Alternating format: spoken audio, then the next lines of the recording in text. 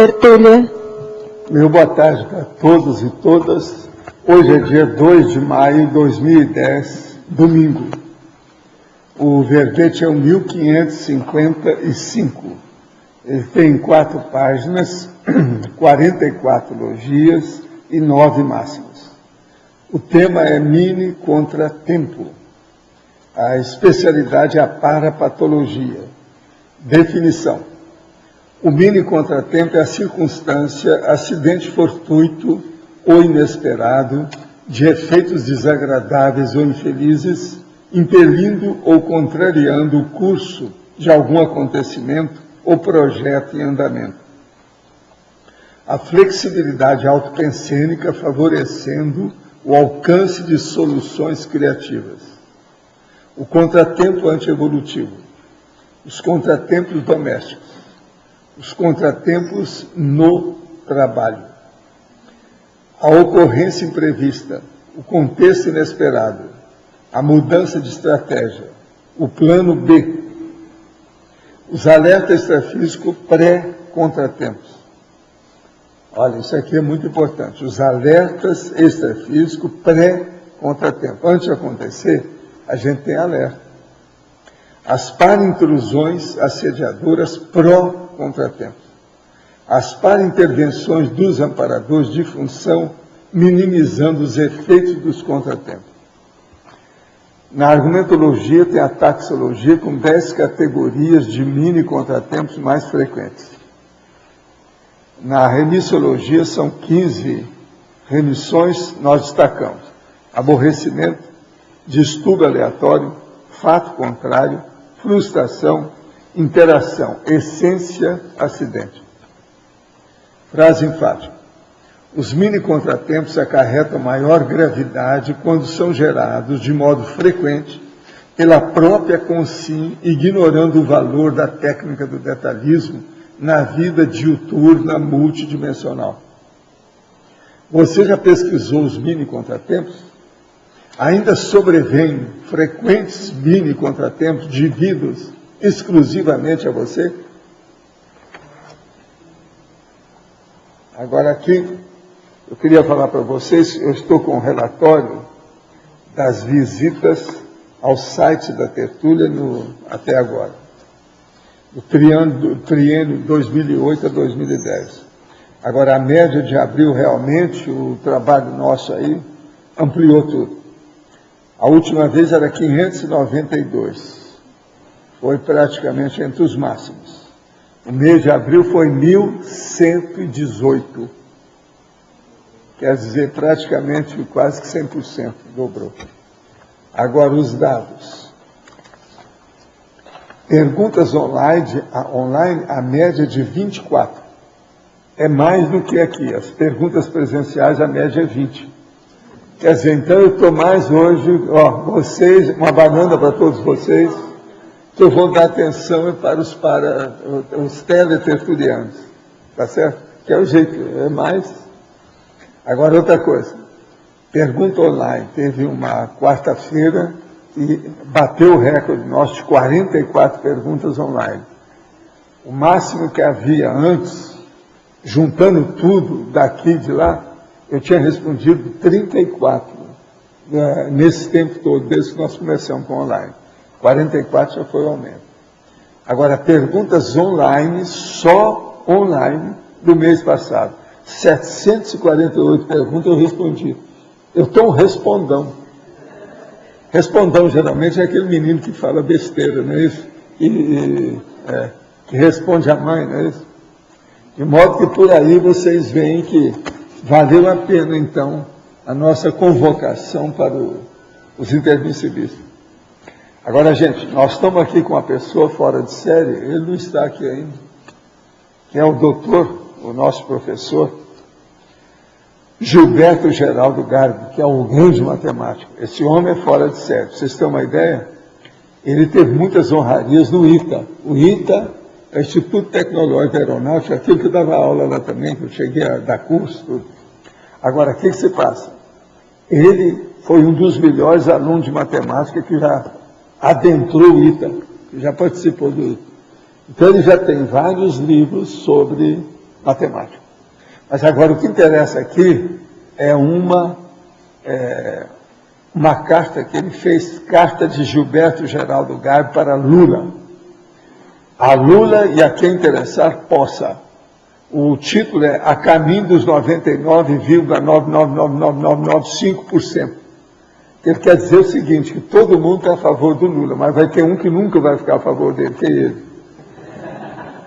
Agora, veja, para aquele cara que fica com um cotoveloma, melindrado, suscetível, magoado, porque eu falo as coisas do Lula, e um dia mandou um e-mail para mim dizendo que era uma carta apócrifa, eu quero falar para você, aqui ó, tem uma carta pior do que aquela, essa aqui é terrível.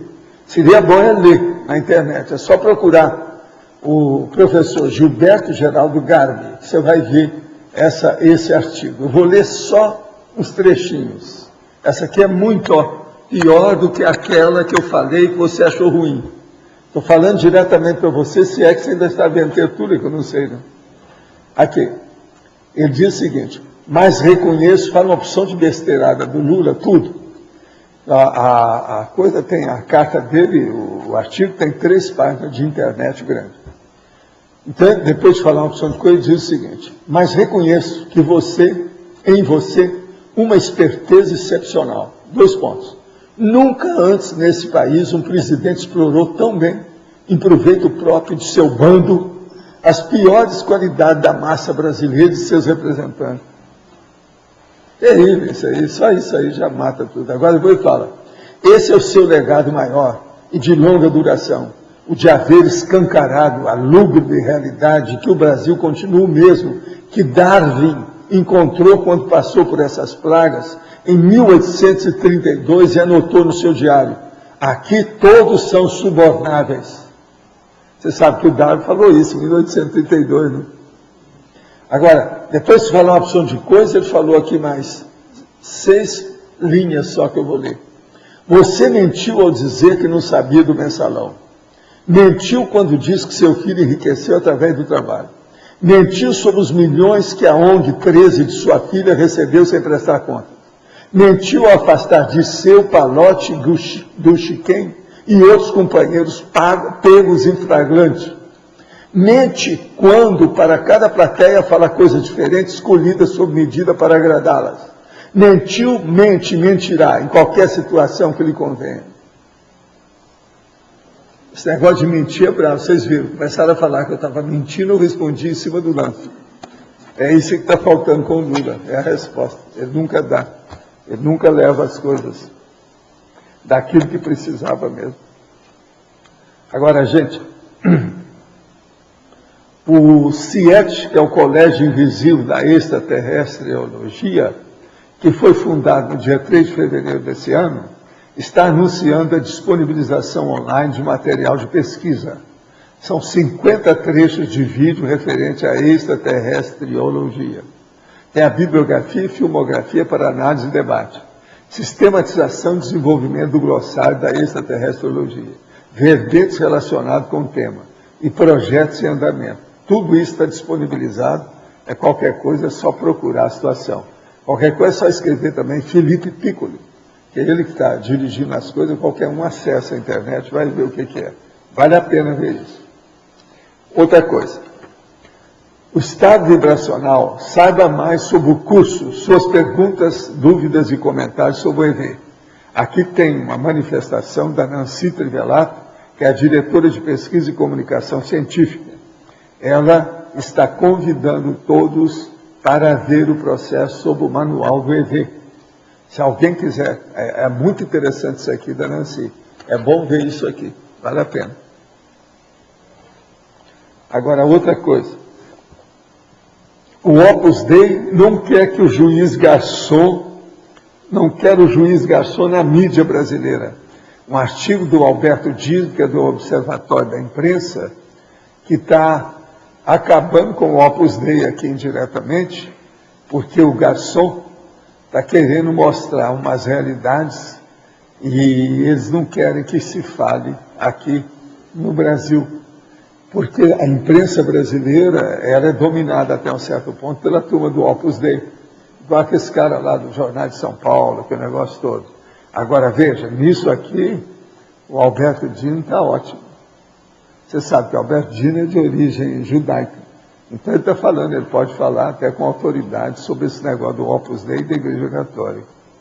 Agora, ele fala aqui no fim, porque aqui ele está acabando com a porção de besteira da Espanha, o garçom. É ele que mexeu aquele negócio do Pinochet e outras coisas mais. Mas ele aqui acaba dizendo, escreva ao seu jornal, revista, caro leitor, cobre deles um mínimo de informações sobre a perseguição ao Baltazar Garçom. Você tem esse direito. Pergunte por que razão o cidadão brasileiro deve ser narcotizado pelas irrelevâncias e mantido à margem das trepidações que estão mudando o mundo. Negócio muito sério, esse artigo dele. Se alguém quiser ver, Opus Dei não quer o juiz garçom na mídia brasileira. Agora é uma vergonha, o Opus Dei está mandando no Brasil. É uma vergonha.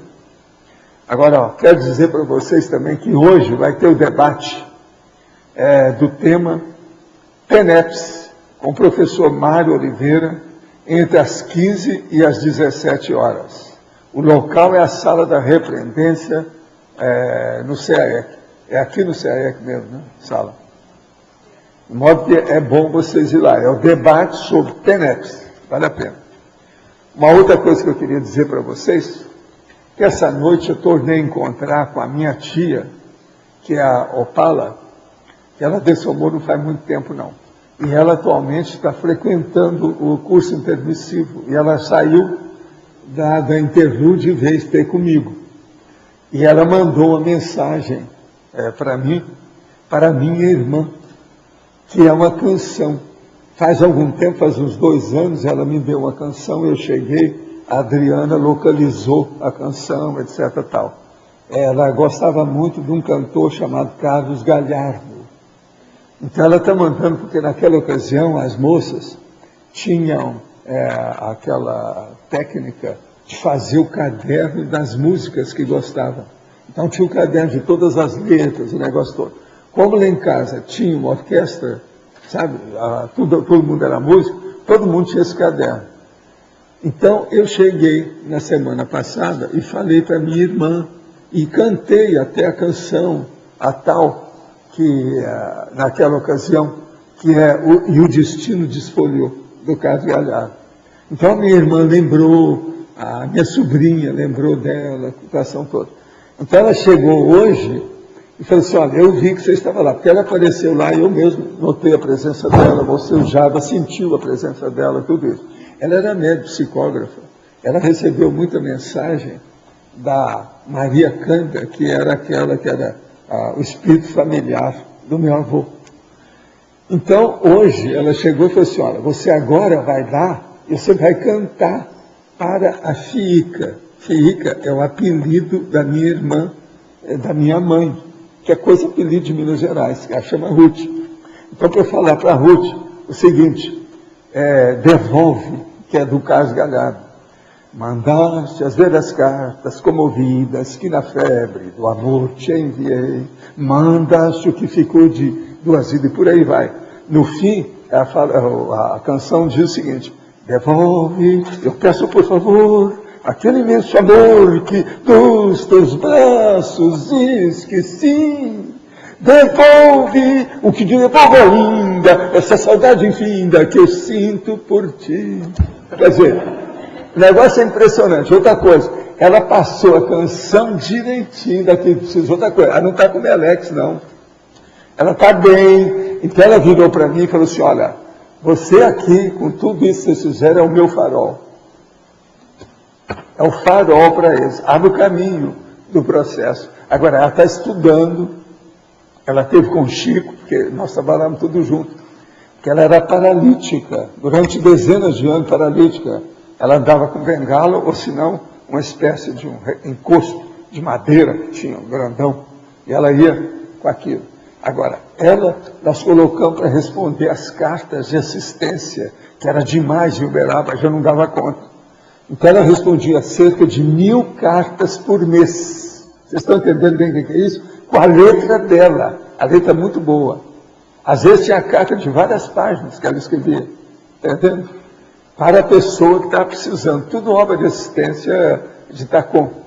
Ela morreu trabalhando nessas coisas todas. Ela era fora de série. Todo mundo gostava dela. Entendeu? Agora, ela está bem, está fazendo o curso. E hoje eu vou levar isso aqui, esses dados, para mostrar para minha irmã. Ó, está aqui. Ela mandou mensagem para você. Porque lá na casa da minha irmã, ela apareceu e falou assim, está aqui, estou sentindo energia, sentido. Mas agora, de madrugada, ela apareceu para mostrar isso e dizer, olha, fala para ela isso. Agora veja, esse tipo de mensagem é melhor do que a psicografia, melhor do que qualquer coisa. É a projeção direta que você é cara a cara, ou para-olhos dos para-olhos. Isso aí é muito melhor do que qualquer outra coisa. Aquilo que eu falo, que processo de psicografia, com o tempo, fica pequeno. O negócio todo muito mais sério são esses outros fenômenos, principalmente a projeção consciente. Vocês estão entendendo por quê? Agora, eu vejo o seguinte, que ela hoje é uma espécie assim, de interlocutora privilegiada para mim, em relação ao curso intermissível e a interlúdio, porque ela está de lá, vem aqui e tal. Eu estou com uma infiltrada lá dentro. Você está entendendo? A gente pode estudar. O negócio é muito mais sério. E essa aí eu tenho confiança, eu conheço bem a palhinha, não é fácil. Agora, gente, a pergunta de hoje. Certa vez me desentendi com um rapaz ligado a cultos afro-brasileiros. No auge da sua irritação, ele me disse que iria julgar a força dos seus orixás contra mim. Mais tarde, ao tentar dormir, fui acometido por uma grande perturbação, a qual não me deixou descansar direito. Foi uma noite cheia de pesadelos. Durante o dia, ao ir ao trabalho, recebi a notícia de que aquele rapaz muito saudável havia passado muito mal e foi parar no hospital. O que pode ter acontecido nesse caso da visão da conscienciologia? E como posso me proteger desse tipo de ataque? O problema é o seguinte, ele, de qualquer maneira, estava assediado. Só esse negócio de mandar os orixás, essa coisa, tudo isso é assédio. Você entrou na onda porque você estava desguarnecido, você estava indefeso. E ele deve ter sentido o efeito da situação dos próprios assediadores. Então isso, mexeu com essas coisas, começa a fazer muito espaço, tudo dá para trás, em cima das pessoas, não tem jeito. Tanto aquele que fez o despacho, como aquele que organizou e participou.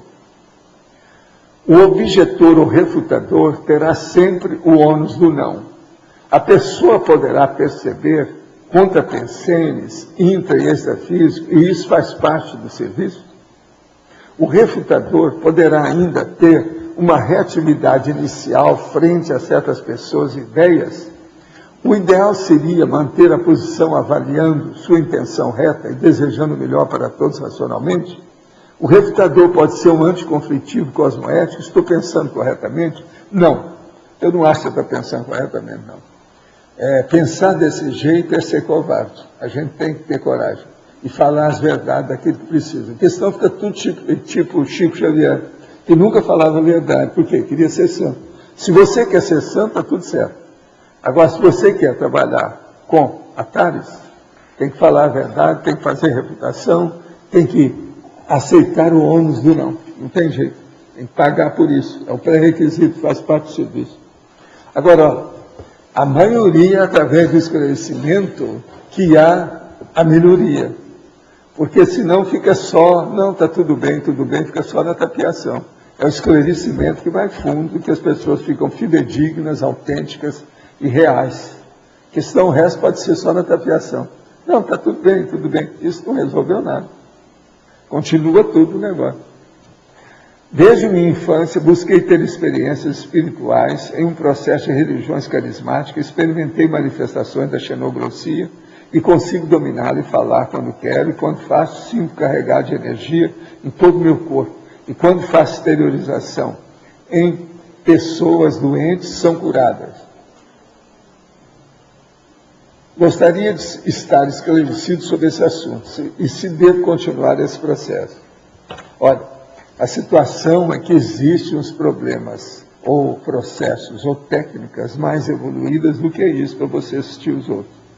O ideal seria você fazer um confronto com a TENEPS. Existe um manual que nós publicamos, chama Manual da TENEPS. Leia isso e vê se não é melhor para você. Às vezes você vai achar que é melhor. Já tem milhares que já praticam a TENEPS. Qual a diferença entre a TENEPS e a transmissão de passe ou imposição de mãos? Eu já respondi isso aqui, acho 3 vezes esse ano, até o momento. O problema todo é preciso da pessoa ler o manual da TENEPS, como eu acabei de falar, para ver a diferença disso. A TENEPS tem um intermediário direto e a pessoa fica mais desconcedida, ela percebe que ela está ajudando o consciente diretamente. E isso aí é todo dia.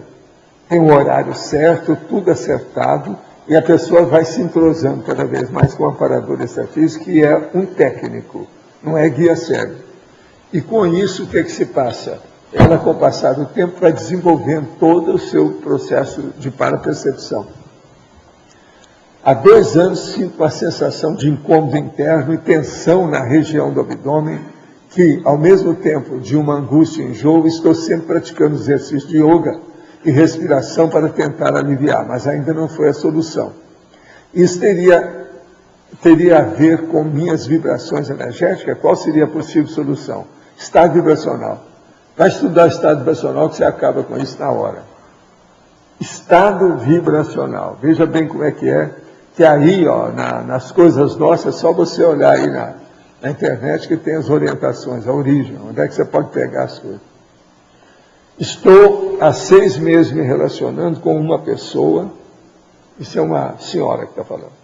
Quando pensamos na possibilidade de formar uma dupla evolutiva, vimos que existem algumas questões mal resolvidas quanto à sexualidade. Voyeurismo arraigado, não ter motivação sexual quando tem uma parceira fixa. Quer dizer, isso aí para o homem é terrível, está danado, isso é patologia, bravo. Além disso, ele teve uma juventude bem boêmia, hoje ele está com 30 anos e é tenepsista há 1 ano. Não, se ele é tenepsista, já deve estar mudando. Ele tem um bom entendimento teórico e quer resolver essas questões, mas sente dificuldade por ser tão arraigado. O que ele pode fazer, de modo bem prático, para sair dessa condição? Existe alguma técnica? Sim, aquele negócio que eu falo assim, ó. Isso chama-se vergonha na cara, quer dizer, fidedignidade, autenticidade. A pessoa tem que ser. Se ele está fazendo TENEPS, como é que ele vai continuar sendo voyeurista ou voyeur? Como é que é? E outra coisa, como é que ele vai ser promíscuo? Não dá. Ele vai arranjar assédio.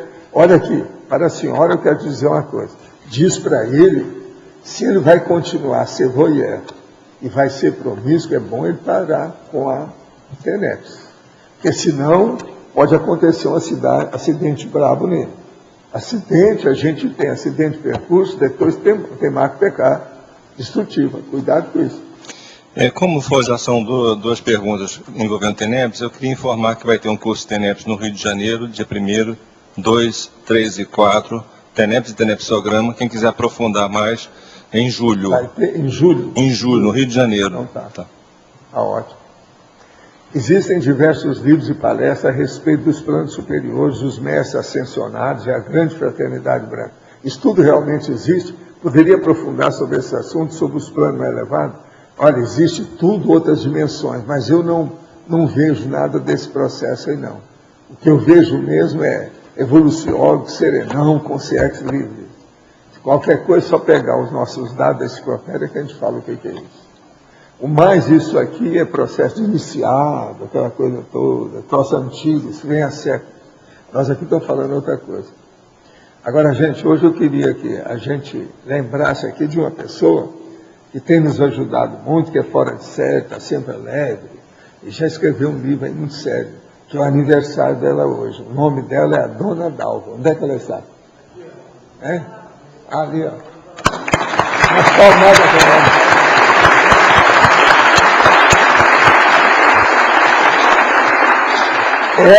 Ela é uma jovem porque ela é 1 ano mais nova do que eu. Tá certo? Acho que é isso mesmo, é 1 ano mais nova. Ela está com 77. Fora de série, sempre alegre, trabalhando, conversando com a turma toda aí na epígrafe, em alto nível, mostrando a realidade esses dias. Está sempre aí. Qualquer coisa é bom vocês verem que ela é uma biblioteca ambulante, uma opção de experiência da vida. Vale a pena. Dona Dalva, esse aqui é o nome dela. É Estrela Dalva, é a minha Estrela Dalva que eu tenho aqui. É ela. Olha lá. Muito obrigado. Eu não esperava por essa surpresa. Ah, eu estou vendo que você está acabando de chegar, é esse? Quer dizer que você gostou. Aprendeu o caminho de casa? Foi isso?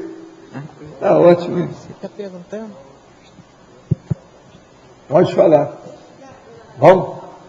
Ô, dona Dalva, pode falar. Adelante.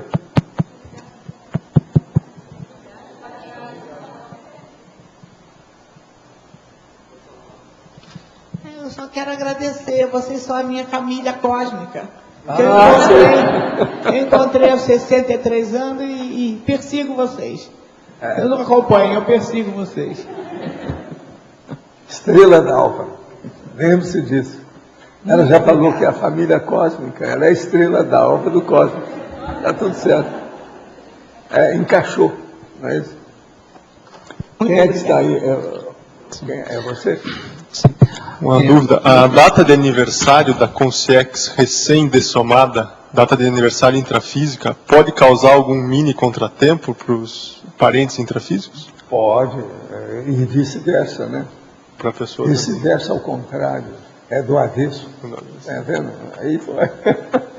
Tudo depende, né? Por causa do processo da evocação. Quando você faz a evocação, você entra em contato com essa situação. Então, isso tudo entra. O processo de comemoração extrafisicamente tem muita relação. Agora, às vezes, as comemorações extrafísicas não correspondem ao calendário gregoriano nosso. Tem isso. Agora, se a Consciex já está num nível de lucidez maior, ela não deve correr nenhum tipo de influência. Não, todas essas coisas ficam secundárias, né? Tudo isso. Agora, as pessoas lembram para ter contato. É o caso dessa minha tia, por exemplo, está falando uma canção para minha irmã. É um jeito de mostrar a autenticidade da mensagem. Está entendendo como é que é? Não tem por onde fugir disso. O melhor da história é que ela arranjou uma canção para mim há algum tempo. Agora está mandando uma outra canção do mesmo cara que ela gostava para a irmã. Para a irmã não, no caso aqui é para a sobrinha dela, que é a minha irmã. Mas o problema é o seguinte, ela vai lembrar de tudo. Porque esse povo tudo era de música, de cantar, de tocar instrumento, você está entendendo? Faz o rapone. Eu nasci num ninho de ator, de músicos e artistas, né? Entende? Mas não, eu estou sem voz, 78 anos, não é fácil. Você vai cantar, aqui o negócio é só aquela das duas cadeiras, que sai bem. Nesse aqui que tem que ter pausa, isso aqui não é fácil, esse negócio do fim aqui. Devolve, e eu te devolvo ainda, essa saudade infinda que eu tenho de ti. Quer dizer, isso é terrível, gente. Isso não é fácil. Isso aqui que é o chamado crescendo musical. Tem um crescendo. Desde o início. Começa, o processo da oratória. Começa mais baixo. Então vai assim. Mandaste as velhas cartas comovidas. Desse jeito. Que na febre do amor te enviei. Mandaste e por aí vai. Depois vem. Mandaste tudo, porém, falta o melhor que eu te dei. Devolve toda a tranquilidade, toda a felicidade que eu te dei e que perdi. Está entendendo? Devolve é fácil. Olha para vocês. Agora, eu tinha voz antes, mas agora está difícil, falando todo dia para vocês aqui. As cordas estão batendo no outro dó maior. Valdo, aqui na letra B, aqui, Arlindo aqui. Aqui, ó. O Arlindo mudou de posição hoje. Mudei hoje. Vocês trocaram de posição, né? Eu queria saber, ela foi para o curso intermissivo. Ela está no curso em função de que mérito? Sei lá. Hein? O mérito para ir, se podia dar uma explicação. O problema dela é o seguinte, ela se casou 2 vezes, os maridos deixaram. Na segunda vez, o marido deixou, ela teve uma criança e sofreu eclâmpsia e ficou paralítica para o resto da vida. A hora que ela ficou paralítica, ela saiu do Rio e a minha mãe foi cuidar dela em Monte Carmelo. Aí, mais tarde, com o Chico, as coisas lá em Uberaba, nós levamos ela para lá, para ela trabalhar na assistência, fazendo carta de assistência aos outros. Ela passou a vida dela toda fazendo assistência aos outros, sem praticamente sair do lugar. Ela andava com a muleta e com um negócio que ela segurava, às vezes uma bengala ou uma espécie de estrado, que ela se apoiava. Então, a vida dela foi muito boa. Outra coisa, sempre de bom humor. Como é que é possível isso? Paralítica daquele jeito. As pernas dela eram grossas, dessa grossura assim, ó, parecia elefantíase que ela tinha, devido ao processo da... Aquilo não tinha saído. Eles examinaram tudo, não tinha jeito. A situação era precária. Agora, aí só foram dezenas de anos ela paralítica daquele jeito. Então, sob certo aspecto, ela deve ter sido completista, né? Está na cara. Dentro daquilo que ela veio fazer, ela cumpriu tudo. Agora, como ela sempre foi mais avançada, ela era médico psicógrafo. Isso que eu ia perguntar, tinha parapsiquismo também, né? Tinha. Na minha família tinha muita gente assim. Agora, ela recebia essas mensagens da Maria Cândida, do meu avô, a tal que foi sacrificada lá. Você sabe o que é Maria Cândida? Lembra que eu contei? Já sei, o meu avô era a questão do delegado. o copo que ia... E ele fez um enterro que a cidade toda compareceu, porque a moça era virgem. E eles encontraram o cadáver dela com sabuco de milho em todos os buracos do corpo. O cara, além de estuprar, colocou sabuco de milho em todos os buracos do corpo dela. Tudo. Vocês pensaram. Agora, a moça era lindérrima, jovem, da fazenda. Pois E outra coisa, ele pegou a moça da base de chicote, em cima do cavalo. Foi assim que... Você contou que ela... Como se estivesse segurando uma égua no meio do pasto, mesma coisa. Aquela questão do copo, eu trazia copo de água para... Esse é meu avô, ela que fazia isso. O copo vinha batendo. O copo é aquelas canecas feitas de produto estrangeiro, aquele negócio que no Brasil não tinha muito daquilo.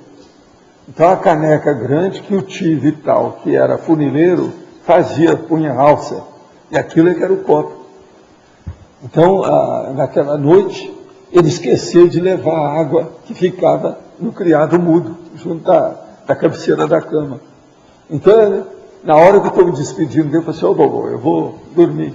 Porque eu dormia no outro quarto. Isso era porque eu passava lá, às vezes, fim de semana com ele, porque ele vivia sozinho nessa casa. É a casa de um brejo, onde ele plantava as coisas, tudo, negócio grande. Agora, então, na hora que eu vou me despedir, eu falei, eu esqueci a água. Não, eu vou lá buscar. Não, espera. Ô Maria Cândida, traz a minha água. Aí eu fui saindo assim na porta, quando eu vi um copo batendo, tal, subiu e ficou em cima o copo, sozinho, em cima da coisa. Eu ia falar o quê? Eu consegui dormir depois, porque eu já estava acostumado com as coisas lá com ela, eu tinha de tudo. Ele, às vezes, a porta precisava de fechar, porque ele estava mexendo num negócio ali que não podia. Eu falei assim, ô Maria, fecha a porta. A porta, bah! Ele tinha efeito físico. Agora, muita coisa dele, quando eu estava lá, acontecia mais, por causa da companhia comigo e a dele. Entende como é que é? Agora, veja. Isso não ajudou muito a vida dele, não foi uma vida igual a da Opala, não. 22 anos depois que ele dessomou, é que eu consegui encontrar com ele e tirar do meio dos assediadores, que ele estava lá no meio. 22 anos depois. E ele estava do jeitinho que ele morreu. Ele morreu com 95 anos, pra vocês terem uma ideia. Entendeu? Mas já estava com Alzheimer. Agora, veja, quando ele morreu, porque ele sempre falava nisso, ele tinha 3 chumbo de bala no corpo. Você já viu, foi delegado. A época lá era difícil, é igual Serra Pelada, sabe como é que é? Era de mineração, aquele povo tudo doido. O meu pai tinha matado um cara em legítima defesa. Ele fez uma opção de coisa disso como delegado. Não tinha jeito. Mas isso, você sabe, cria problema dentro do passado. Foi o que aconteceu com ele. Agora, depois disso também, depois dos 22 anos que eu consegui encontrar depois que ele morreu, eu também não fiquei sabendo mais nada. Ele foi encaminhado O tal mal é que tomou conta dele. Eu não vi mais nada. Não sei o que deu. Agora, vocês vejam, eu mexo com a opção de gente que é da família, mas mexo com um monte de gente também que não é, mas que tem relação extrafisicamente, entende? Agora, essas que você teve mais contato é mais fácil. Você conhece mais a personalidade, né? É mais fácil para a gente. Você tem mais confiança. É melhor.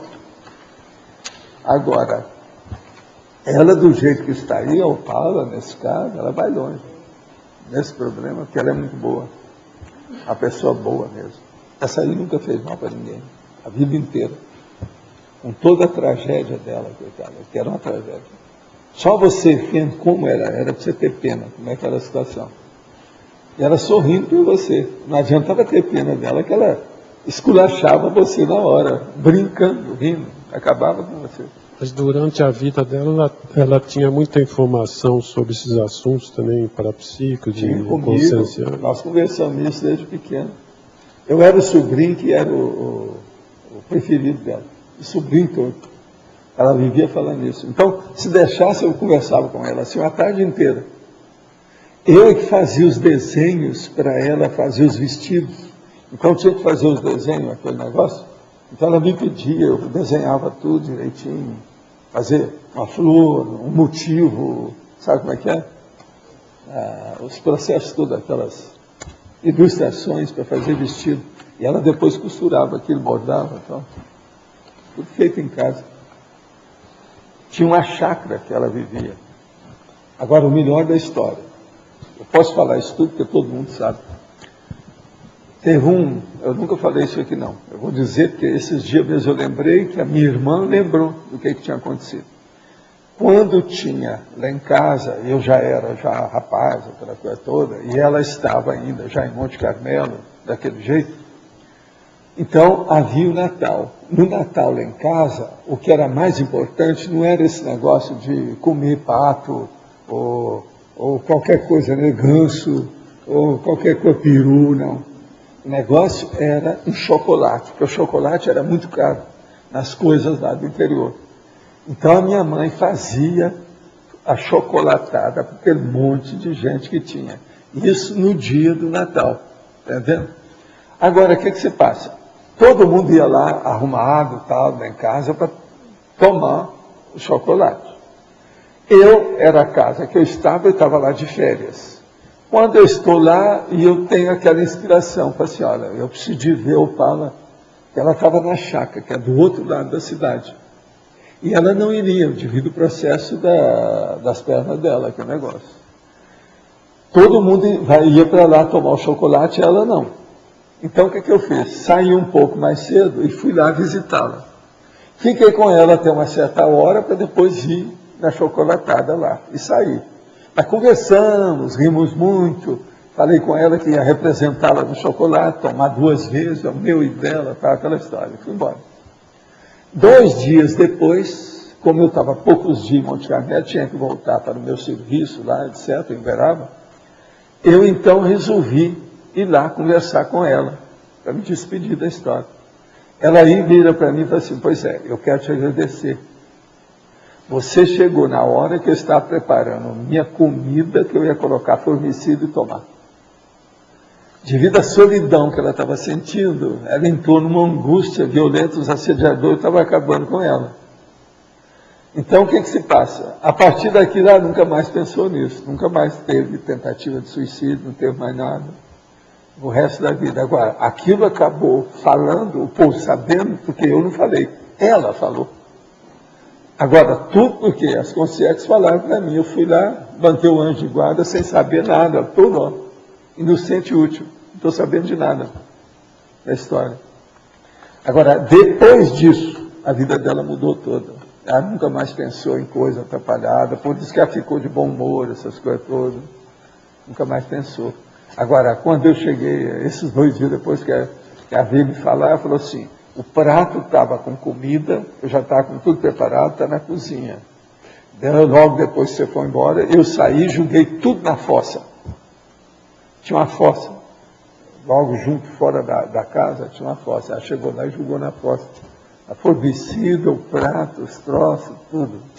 Porque você sabe, para o homicida tatu, o povo gostava muito, tinha preferência para esse tipo de suicídio. Nessa ocasião, era muito comum lá. Agora essa, por isso que ela tem também esse contato comigo. Há um rapport, há um processo de empatia muito sério nessa história. Você entendeu? Agora, veja, ela conseguiu entrar no curso intermissivo. As cartas devem ter melhorado isso tudo. O negócio das cartas, tudo foi depois. Nós é que colocamos, eu que encaminhei as coisas. Vocês estão entendendo o que é assistência. Agora, veja, ela fez TACOM, mas ela também fez muito esclarecimento dentro daquilo que ela pôde. A vida dela. Você sabe um pouco do que ela... Com o que ela mexeu no passado? Você estava lá quando a minha irmã confirmou, você viu? Tava. Eu sei disso porque ela contou para a gente. Isso. Ela falou. Ela contou para mim. Agora, você sabe alguma coisa do passado dela? Com o que ela mexeu? O que ela Não, esse trabalhou? povo que eu sei, assim, de modo geral, da turma da Europa, que eram esses todos aí, esse meu povo, tudo eram artistas da Europa. Eu sei isso. E tem muita gente enrolada mesmo. Agora, todos eles tinham muita habilidade, uma série de coisas. Você veja, o meu avô tocava qualquer instrumento de corda que você desse para ele. Até os que eles ficavam criando, ele dava um jeito, arrumava as coisas na hora. É tudo gente muito habilidosa, que já vinha de muitos séculos dentro da história. A minha mãe, por exemplo, tocava bandolim e acordeon, fora outras coisas. Sabia tudo de música, hein? Tudo por música, não é por ouvido, não. Tudo ali. Era tipo orquestra mesmo, alto nível. Ela tocava clássico, semiclássico, popular, tudo. No bandolim.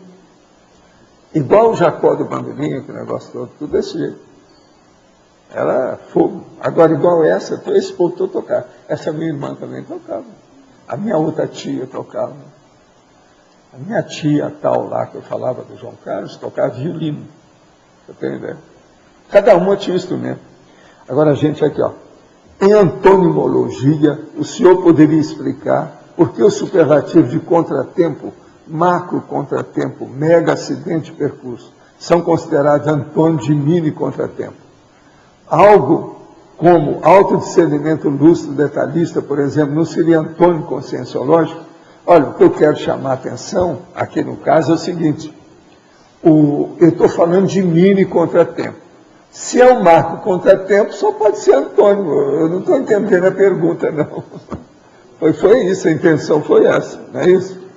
Agora, algo como autodiscernimento lúcido detalhista, por exemplo, não seria antônimo conscienciológico? Depende. Autodiscernimento lúcido detalhista é uma coisa tudo positiva, né? Não estou vendo nada negativo, nem está diminuindo nada, está aumentando. Fazem 4 dias que conheci a conscienciologia. Depois de muito procurar, desde então me familiarizei muito com os conceitos e com o assunto, principalmente com o conceito do princípio de discrécia.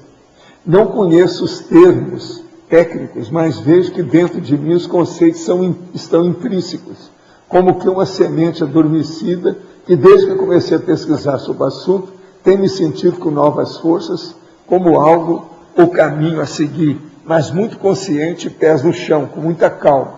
Gostaria de saber do professor onde devo começar os meus estudos para seguir o caminho correto, de forma assertiva, tendo em vista que acredito que possuo algum potencial a desenvolver na conscienciologia.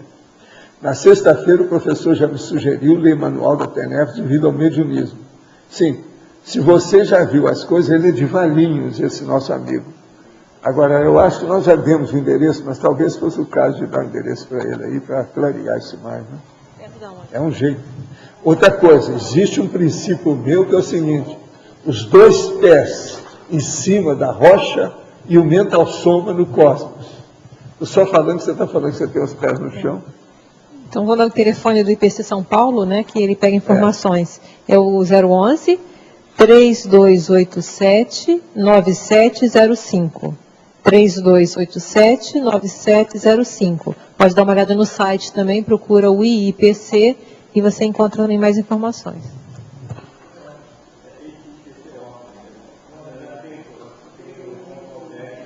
pc.org, isso? Tá. da mesma forma que um mosquito pode derrotar um leão ao entrar no ouvido dele, pode um mini contratempo ou uma série deles liquidar uma ProEx promissora em vias de chegar ao complexo? Sim, pode. Qual seria esse mini contratempo derrubador de ProEx? Uma pessoa, por exemplo, que às vezes no escurinho do cinema, ela tem contato lá indivíduo com alguém, às vezes em 5 minutos, às vezes tem uma relação sexual fora do padrão, arranja uma gravidez, aquilo dá tudo para trás e cria um monte de problema. Eu já atendi muitos casos desse jeito. Por isso que eu falo, em 5 minutos a pessoa pode jogar fora 5 décadas de trabalho. Os livros pelo senhor psicografado, quando espírita, deve ser desconsiderado? Eu não. Por mim, não. Se você quiser, o problema é seu. Agora, eu não desconsidero, não. Eu vivo falando neles. Tem um até deles que a gente tem estudado muito ultimamente, que é um romance, chama Cristo Espera por Ti.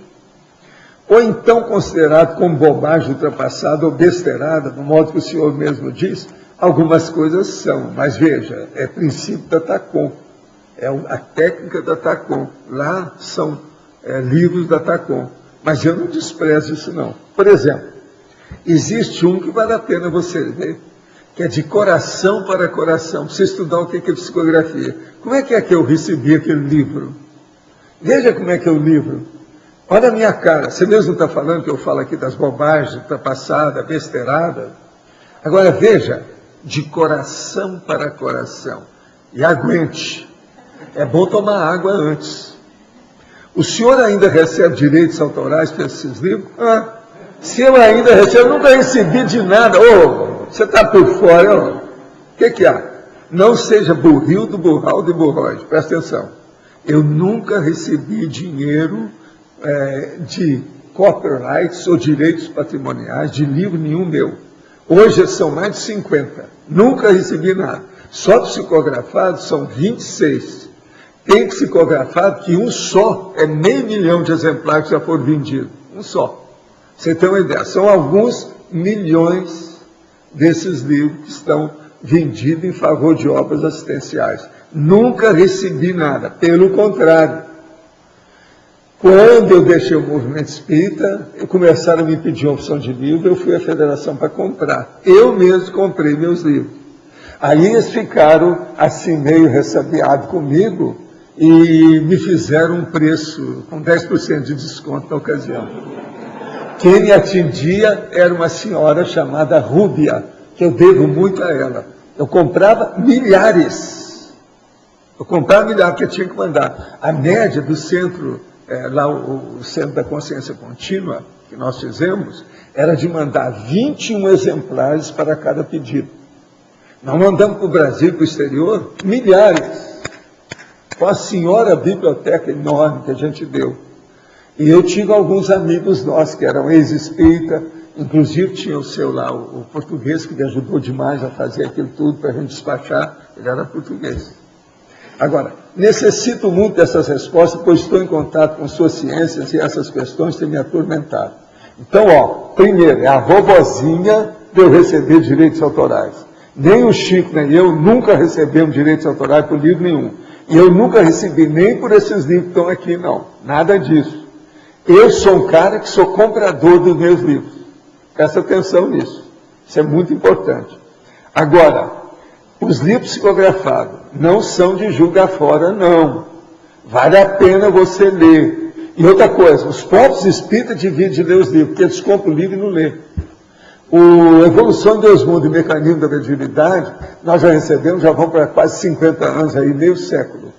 E os espíritas não lêem, porque lá está falando em corpo mental, está falando em chakra, e os espíritas não estudam isso, porque é dental soma, eles não podem estudar, porque Allan Kardec não permite. Quer dizer, eles não leem Evolução de Deus Mundo e Mecanismo da Mediunidade, porque está tudo lá. E outra coisa, foi publicado pela Federação Espírita Brasileira, eu e o Chico recebemos os livros, foi André Luiz que deu os livros, quer dizer, a autoria dele, e ninguém estuda. É assim no movimento espírita. É muita fachada, humilde, tudo tapeação. Está cheio de coisa de tapeação. Só aparência. A maior prova são esses livros. Quer dizer, como é que é? Vocês pegam aí, Evolução em 2 Mundos, Mecanismo da Objetividade, está tudo falando. Centros de força. Cadê os espíritos estudam isso? Faz 50 anos, ninguém levou aquilo em consideração. Mas eles batem palma, que o livro é muito bonito, que não sei o que é. O que adianta? Professor, uma pergunta aqui. É a sinonimologia com a fatologia e a numerologia, né? Existe quase alguns termos que se repetem. O senhor procura repetir para enfocar exatamente em cada ponto. É a chamada técnica da circularidade. Quanto mais você bater na tecla, melhor, até saturar o leitor.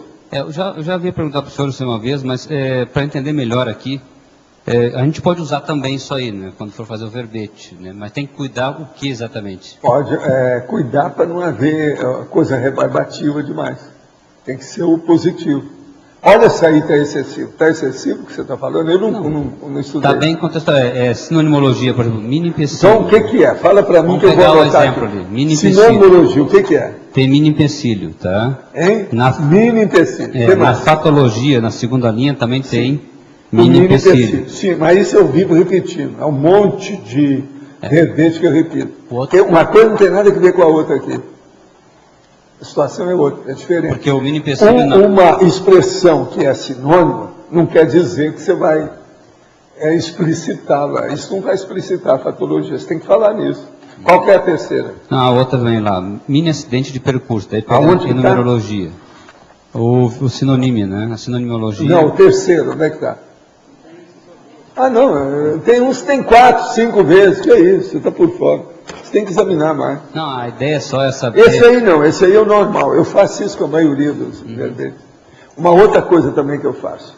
Todo título, ele se repete na sessão correspondente. Também é. Não, isso tranquilo. Outra coisa que se repete.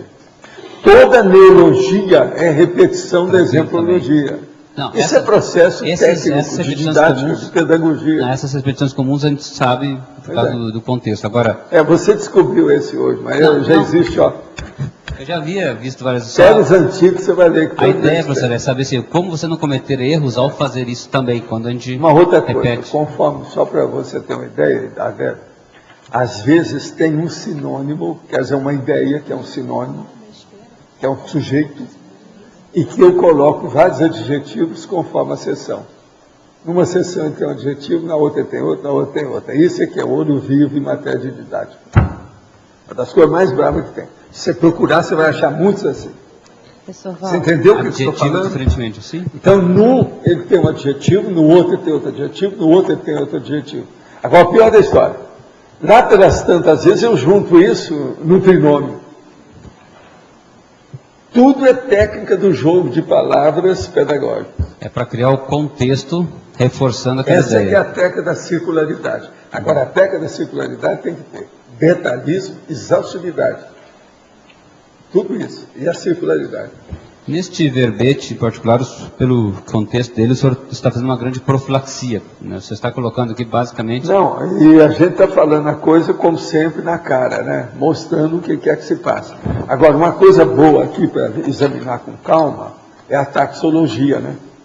As 10 categorias de mini contratempo, que eu estou dando a espécie, o que é, o exemplo, a condição, o precedente.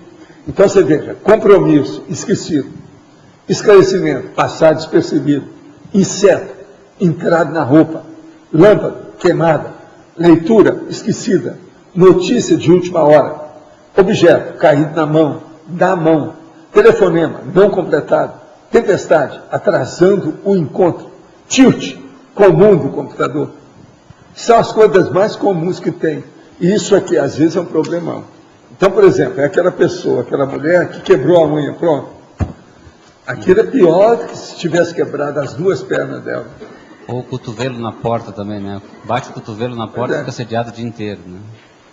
Aí está o negócio. Então, isso aqui, ó, é esses mini contratempos que vão para os macro contratempos e que vão chegar nos acidentes de percurso.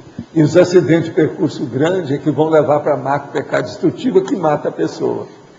O senhor coloca até aqui na segunda linha também da parapatologia, né? Os alertas extrafísicos pré-contratempos e as intrusões assediadoras pró-contratempo. Contratempo. Então, muitas vezes se alimenta o assédio e isso vira um max daí, né? Aí existe aquela história. Depois da porta arrombada, o que vai adiantar muito a fechadura? Só vai servir daí para frente, mas o importante é levar tudo que tinha na casa, não sobrou nada. Então, aí volta no contexto da prevenção. Profilaxia. O processo é a profilaxia. Esse é que é o caminho brabo aqui da história. Sem isso está danado. Agora, ó, você olha bem que na interdisciplinologia eu falo sobre a infortunística. Isso é muito importante dentro do paradireito. A infortunística. A pedologia, a teratologia, a traumatologia. Agora, tudo, às vezes, está envolvido dentro da sociopatologia. Esse é que é o caminho que a gente tem que caminhar. Agora, olha também a holoteca, a holotecologia, que vai clarear muita coisa. A absurdoteca, a teratologicoteca. Teratológica, você sabe, é um negócio de monstro, né? Tudo que cria monstruosidade. É a teratologia. Professor, aqui no ar. O senhor falou que, por exemplo, o André Luiz era autor, né, de alguma psicografia. É possível ter uma cadeia maior, por exemplo, ele ter a inspiração direta de outra consciex, que aí ele passa para... Tem as centrais. Você esqueceu das centrais da verdade. Centrais da física da verdade. Esse povo todo, quando chega num certo nível, eles ficam telefone vermelho direto. Com açúcar até eu. Essas coisas são muito mais sérias. Eu, por exemplo, às vezes, eu tenho a energia minha, tenho a energia do amparador que está aqui, às vezes o numerador, e eu, às vezes, tenho direta central. Eu noto todos os três diferentes. Eu já mostrei isso aqui para vocês como é que é. Agora, ó, o caso é que vocês todos estão para isso. É de vocês que vai aparecer essas coisas. O que vocês estão esperando? Começa a trabalhar com o estado vibracional que vocês chegam lá. Vocês todos, é dessa massa aqui, ó, que vai acontecer isso. Não são outros lá fora, lá na rua. É vocês. Ou são vocês. Como é que é? Vocês já pensaram? Como é que fica? Agora, outra coisa aqui com relação ao verbete. Será que não cabe aqui em tecnologia aquela técnica dos 15 minutos? Esperar no máximo 15 minutos? Outra pessoa? Pode. Você já te deu. Então tá, vamos pôr. Agora aqui. Tem ideia daqui a quanto tempo vai se tornar teleguiado? E quais são os mini contratempos do desperto? O que vocês acham? Segundo o Mário, eu acho que dentro de mais ou menos 1 milênio eu devo chegar lá, você não acha? É uma coisa assim razoável. Você acha que está muito exagerado a meu favor? A meu favor? Está demais, né? 1 milênio. Então, ó, por aí, ó, segundo o Mário, é 1 milênio. Tá certo? Como posso, na condição de médico, otimizar as para-intervenções dos amparadores de função, visando a minimizar os efeitos contratempos que podem retardar a melhora das patologias dos pacientes que tratam? Como manter essa equipe bem coesa e eficiente? Olha, o começo, a primeira coisa que você tem que fazer é fazer estado vibracional, na hora que você chega, nas horas críticas e na hora que você sai. Outra coisa é dar exemplo para os seus colegas, para eles verem como é que você faz. O exemplo arrasta, mostra a realidade. Então, é uma saída para melhorar os contratempos. Uma outra coisa, saiba escolher, se é que você dirige a equipe, saiba escolher as pessoas com as funções de acordo com seus perfis exatos.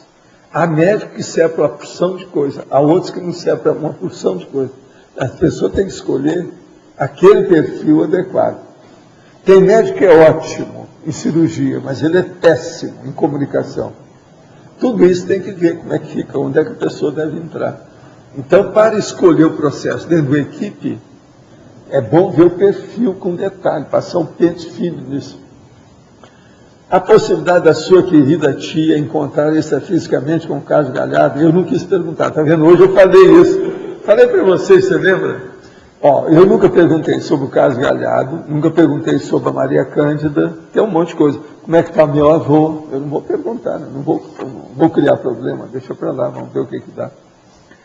Quando é que vai sair a próxima edição do Manual da TENEPS 700 Experimentos?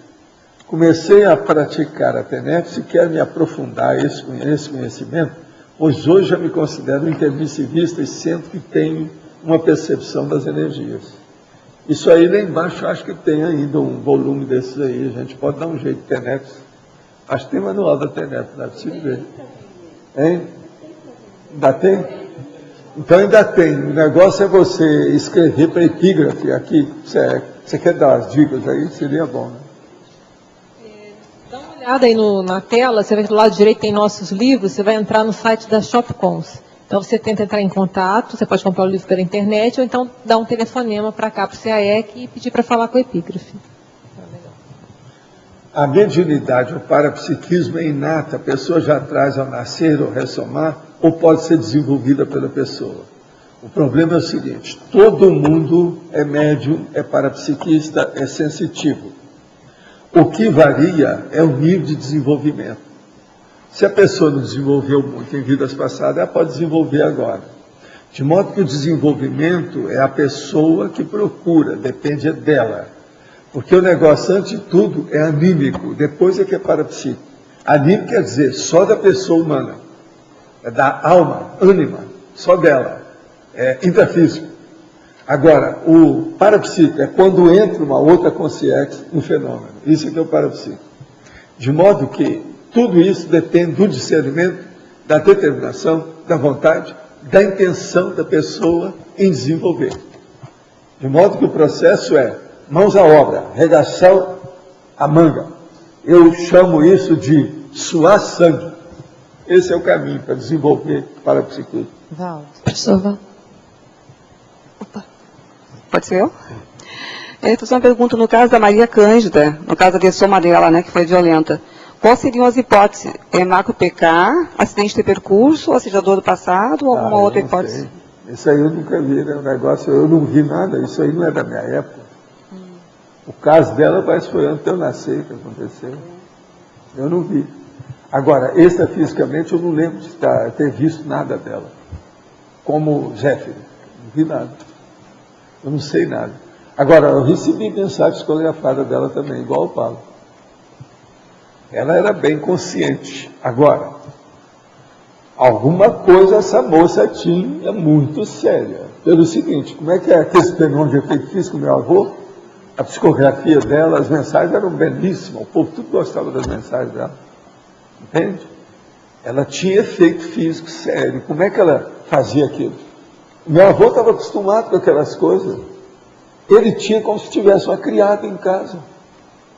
Agora, dizem que os penates, quer dizer que eram os espíritos lares, familiares da época do Sócrates, eram assim, né? Eles pediam, as coisas aconteciam. Isso há milênios.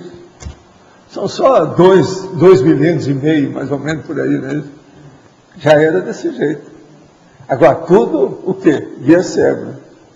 Uma dúvida que é guia cego. É a vida. Mas, na pode falar. antagonismologia, caberia aqui o antagonismo fluxo contra fluxo?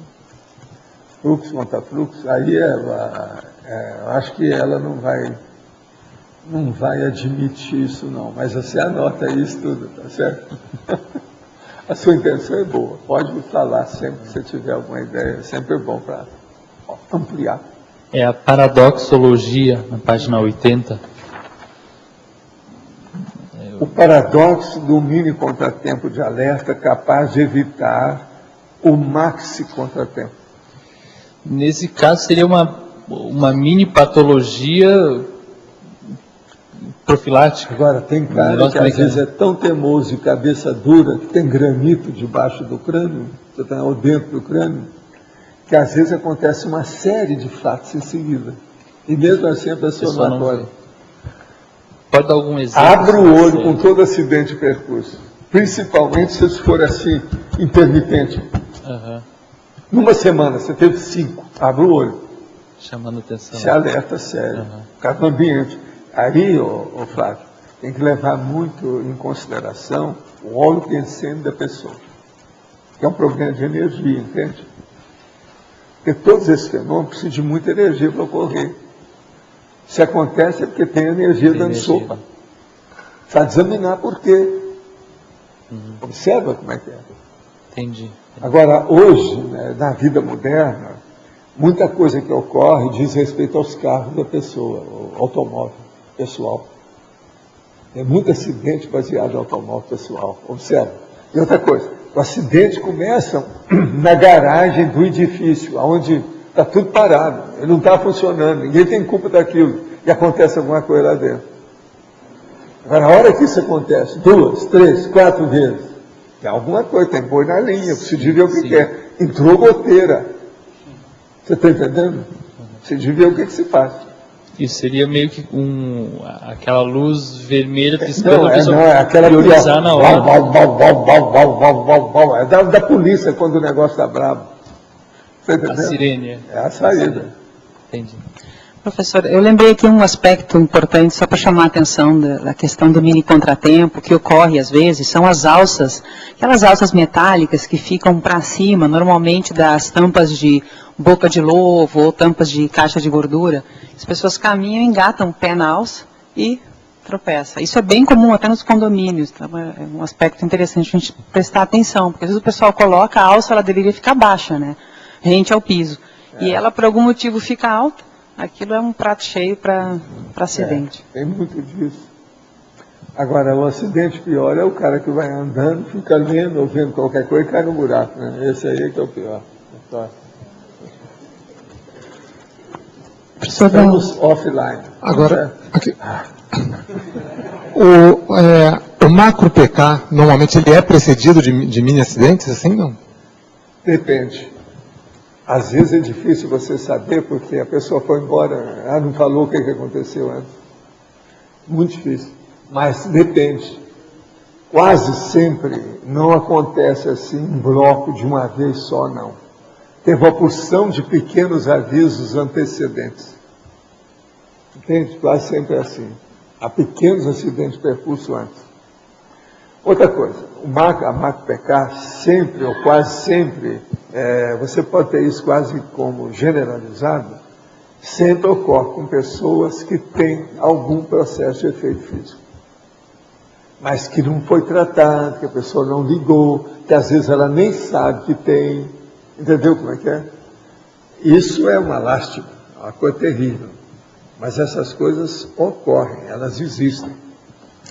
Mas pode acontecer um macro PK sem antes ter nenhum indício assim mais físico? Tudo é possível, né? Em consciência não está aqui quem falou. Tudo é possível.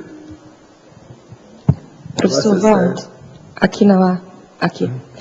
Sobre, na página 80, em sindromologia, na síndrome da autovitimização. Na síndrome da autovitimização. Isso. Agora veja, as dramatizações injustificáveis na síndrome da autovitimização. Então, no caso daquelas, a gente atende muito pacientes com poliqueixosos, que na verdade tem na base do raciocínio, no processo mental, a origem de uma série de problemas até físicos, né? Que vai somatizando. Como é que a gente pode mobilizar essa consciência para que ela tenha vontade, porque a maioria delas não tem interesse em mexer na parte da própria modelo mental, né? Então elas ficam acomodadas, elas se esquivam de tudo que você tenta trazer para exatamente continuar no processo, ter onde se vitimizar. Como é que a gente mobiliza isso? Olha, o que eu vejo aí na história é o seguinte: esses poliqueixosos que tem a coisa toda, você tem que sentar com eles e falar uma coisa com calma, explicitar o negócio para esclarecer calma. Se você vê que a pessoa sentiu aquilo bem, no fim você remata com a seguinte ideia: olha, são os poliqueixosos que acabam tendo politraumatismo.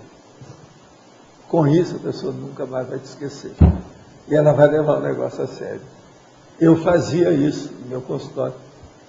Mas como é que faz essa linha de corte de quem Agora, tem que conversar bem, tem que e ser só alguém- você e a pessoa. Não quer ter ninguém Às vezes não é de junto, primeira nem nada. também. E você expor todo o processo.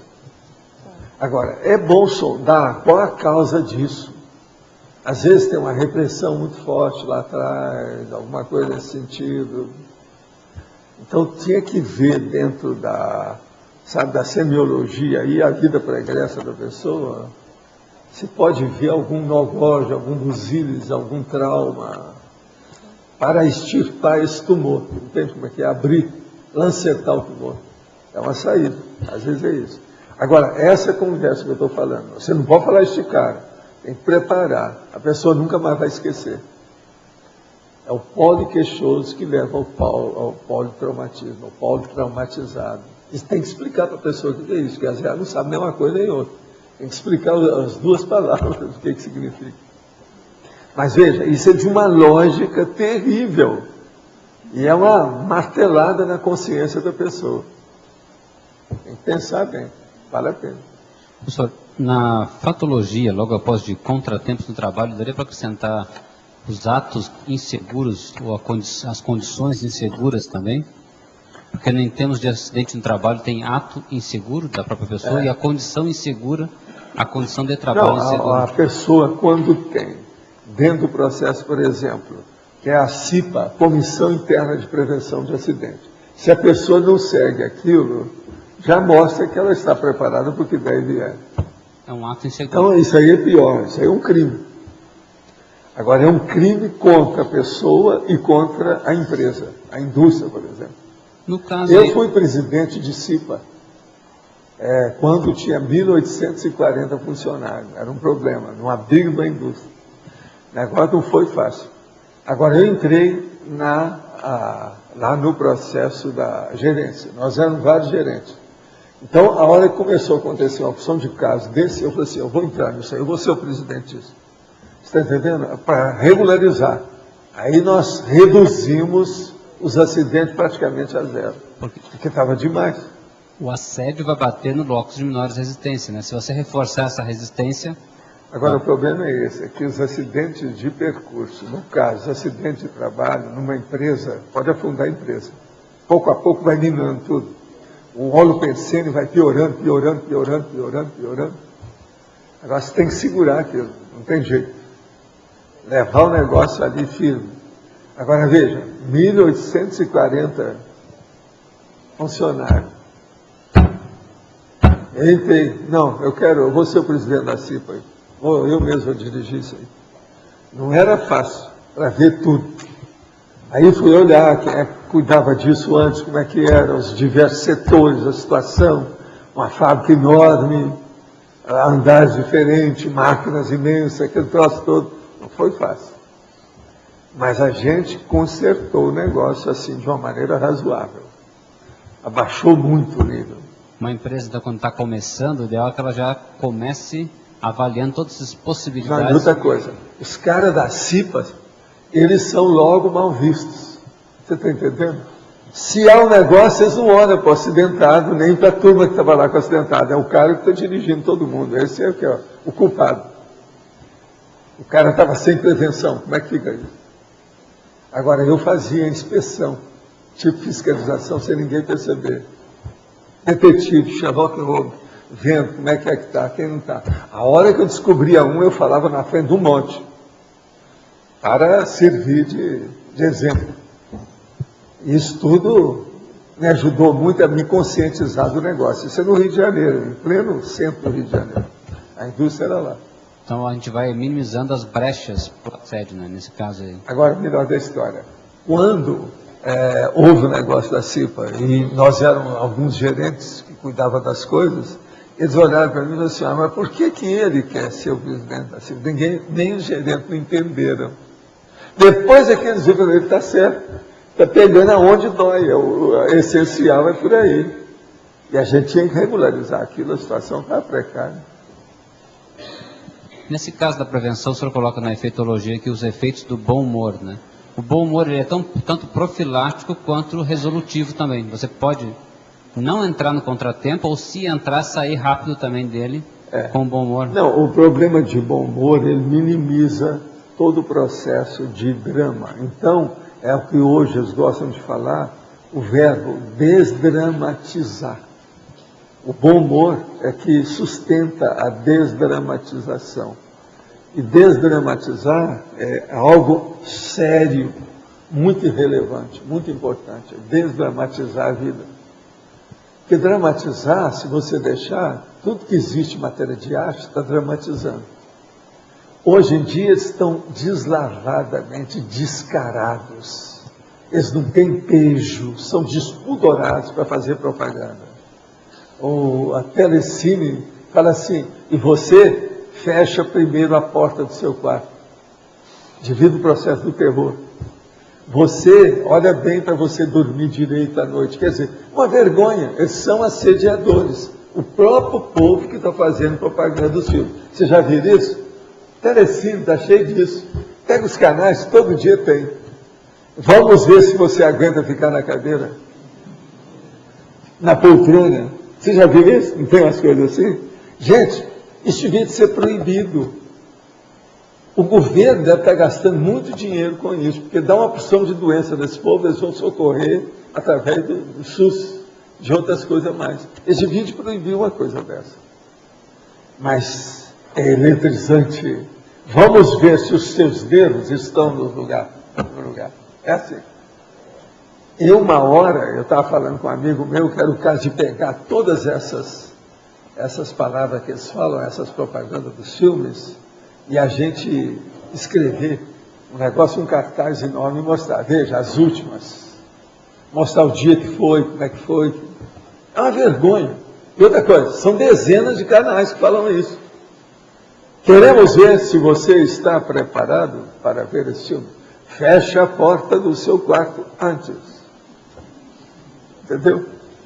É uma vergonha. Eu acho isso tudo um erro danado. E outra coisa, eles geralmente colocam esse filme à noite, 11 horas da noite, depois a pessoa vai dormir. Já pensou o tanto de pesadelo? Os assediadores deitam e rolam, né? É o máximo, né? Para pegar as pessoas aí. Valdo, continuar. Valdo, quando ocorre um processo de mudança de patamar evolutivo, tá, de uma expressão do ego, de domínio de energias e qualquer alteração para melhor na consciência, ela se torna mais suscetível a mini-acidentes? Ou é quando ela está dominando mais o... Não. O mini-acidente ocorre quando a pessoa enfraquece alguma coisa em matéria de energia. Essa que é a regra. Ela enfraquece. Ela às vezes está desanimada, alguma coisa, ou senão ela está muito preocupada com alguma coisa e pensando mal, uma mágoa muito grande dá acidente de percurso. Agora, em matéria de acidente de percurso, tem certas coisas que a gente tem que analisar com calma. Por exemplo, um homem brigou com a namorada que ele gostava demais, e pega o carro e sai disparado. Aquilo é um perigo. Os filmes mostram isso todo dia. Tem um monte de filme que começa assim. A pessoa desesperada bate uma árvore, pronto, ou cai no barranco, ou o carro faz assim. Isso é técnica de Hollywood. Para começar um filme. Isso é uma droga. Isso já é marca pecado destrutiva. Mas veja, uma pessoa que briga com alguém, seja namorado, patrão, um amigo, vizinho, seja quem for, ela não deve dirigir carro. Isso é pior do que beber. E não existe bafômetro para isso. Devia ter um bafômetro. Na hora que a pessoa está nervosa, ela vê. Vamos ver o seu nível de nervosidade. Se você pode dirigir o carro ou não. Devia de proibir essa pessoa de dirigir o carro. Eu quero me referir... Agora, ó, isso é mais sensível com mulheres. A mulher foi despachada pelo namorado. E pega o carro e vai voltar para casa. Pronto. Cuidado com as curvas. Essas que são as curvas perigosas da mulher. Eu quero me referir ao seguinte, a situação da pessoa do autoenfrentamento, quando ela vai fazer realmente as guinadas, as superações de gargalo e tudo mais, são os momentos em que ela vai de fato enfrentar o processo dos contrafluxos pessoais, íntimos e tudo mais. Então, esse é o momento que eu quero me referir como talvez de maior cuidado, de ter mais atenção. E às vezes a pessoa está cheia de energia justamente por estar fazendo esse movimento, e aí está mais suscetível também a esse tipo de Uma coisa, incidente. toda pessoa, toda consciência tem que chegar a essa conclusão cedo ou tarde, nessa vida ou noutra. A pessoa não pode viver muito contrariada. Se ela fica contrariada, o negócio dá para trás na cabeça dela. Ela tem que se adequar às circunstâncias. A contrariedade, pensa bem o que eu quero dizer, contrariedade. Isso aí, todo mundo tem que deixar de ter contrariedade. Isso é bobagem. Então, a contrariedade tem que ser pesquisada e vista. Então, uma boa coisa que vocês podem fazer é o seguinte, pergunta para você, quando é que eu estava contrariado com alguma coisa que permaneceu algumas horas? Qual foi o motivo? Por quê? Eu tinha razão? Eu estava errado? Eu estava certo? Por quê? Outra coisa, se acontecer o mesmo fato amanhã, eu vou ficar contrariado do mesmo jeito? A pessoa contrariada, ela faz 3 coisas que acabam com o casamento, com a dupla evolutiva. Julgar objeto em cima da outra. Está entendendo? Em cima, diretamente da pessoa. Julgar alguma coisa, por exemplo, de bater a porta na cara da pessoa.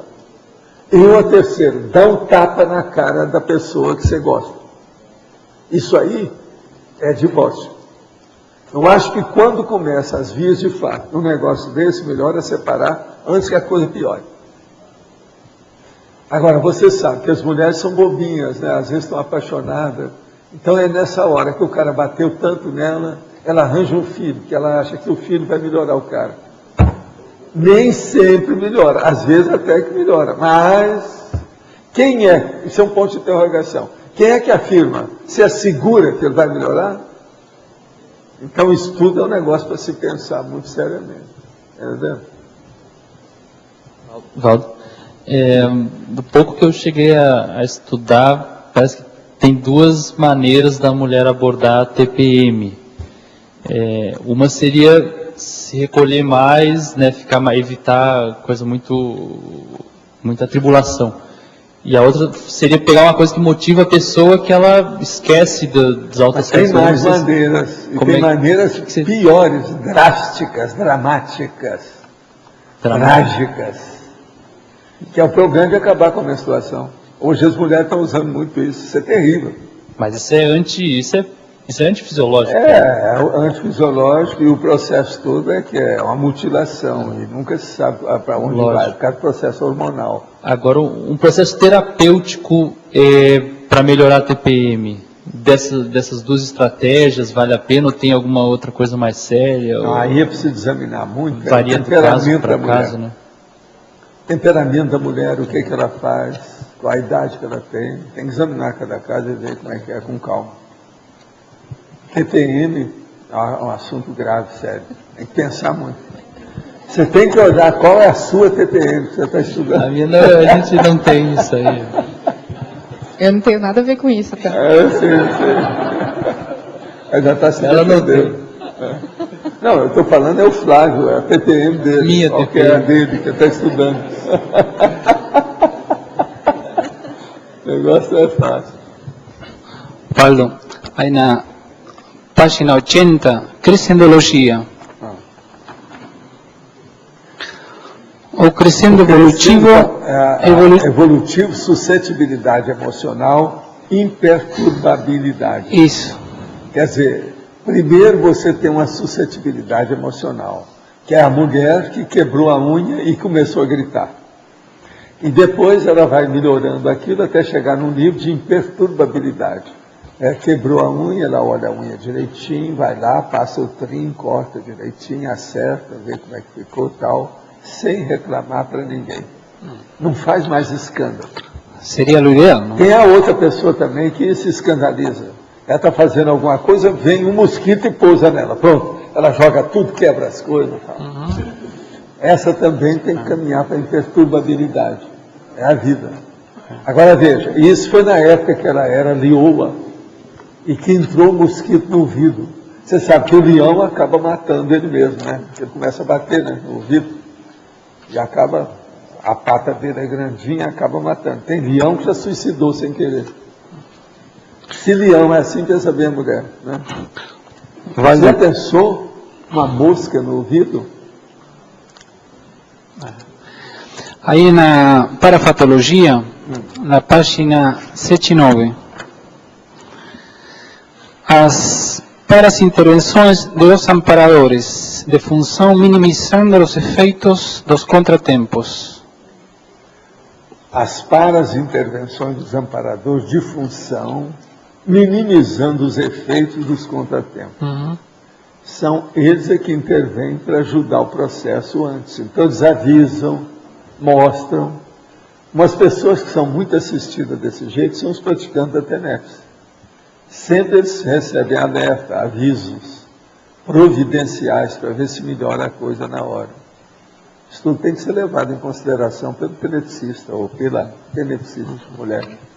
Ou também o parapsiquista, parapsíquico. A gente vai ter um debate de TENEPS daqui a pouco, né, no final da terça. Vai ter lá, o Mário vai estar lá, não é isso? É às 3 horas, é daqui 1 hora. Eu vou. Daqui 1h05 o Mário vai estar lá para fazer o debate da TENEPS. Agora, Valdo, outro ponto aí na fatologia. Na última linha, o contexto inesperado. O contexto inesperado, isso é que é a extra-pauta, a atipia, aquilo que ninguém está esperando. A surpreendência, de uma hora para outra vem aquilo inopinadamente. Entende? Esse que é o contexto. A coisa séria.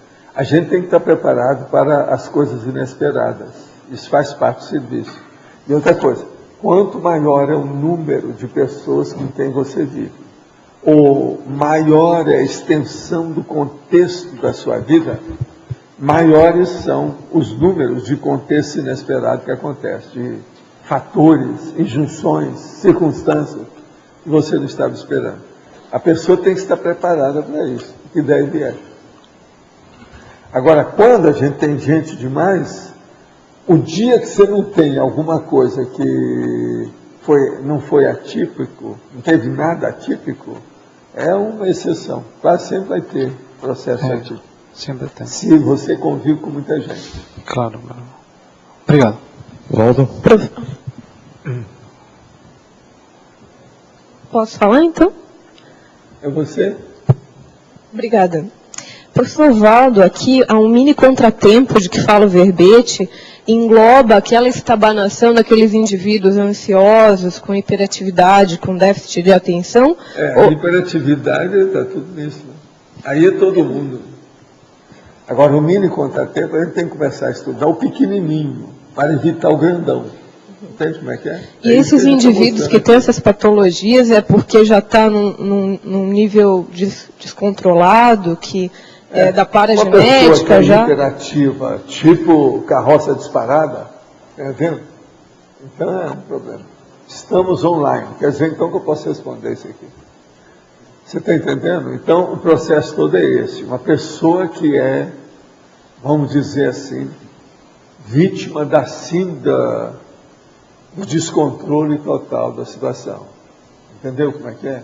Essa, o que você vai esperar? Ela vai ter acidente de percurso de todo lado. Uma pessoa que é super desorganizada. Aquela que eu falo o negócio da mala, que ela chega da viagem, depois joga a tampa da mala assim, e depois vai pegando as coisas, porque ela está pegando para ver uma coisa lá no fundo, e sai com o pé assim. Entende? Essa que é desorganizada. Essa é um perigo. Então ela vive dentro do contratempo. E como é que a gente Quase ajuda? Sempre você pergunta para ela, onde é que você tem cicatriz na cara? Você tem muita cicatriz na cara? Quase sempre vai ter. Como é que a gente aqui, ajuda? Foi um negócio que eu bati não sei aonde. Aqui, foi outra coisa. Aqui foi um negócio do cachorro. Aqui não sei o quê. Essas coisas todas ocorrem. Isso é mais do que natural.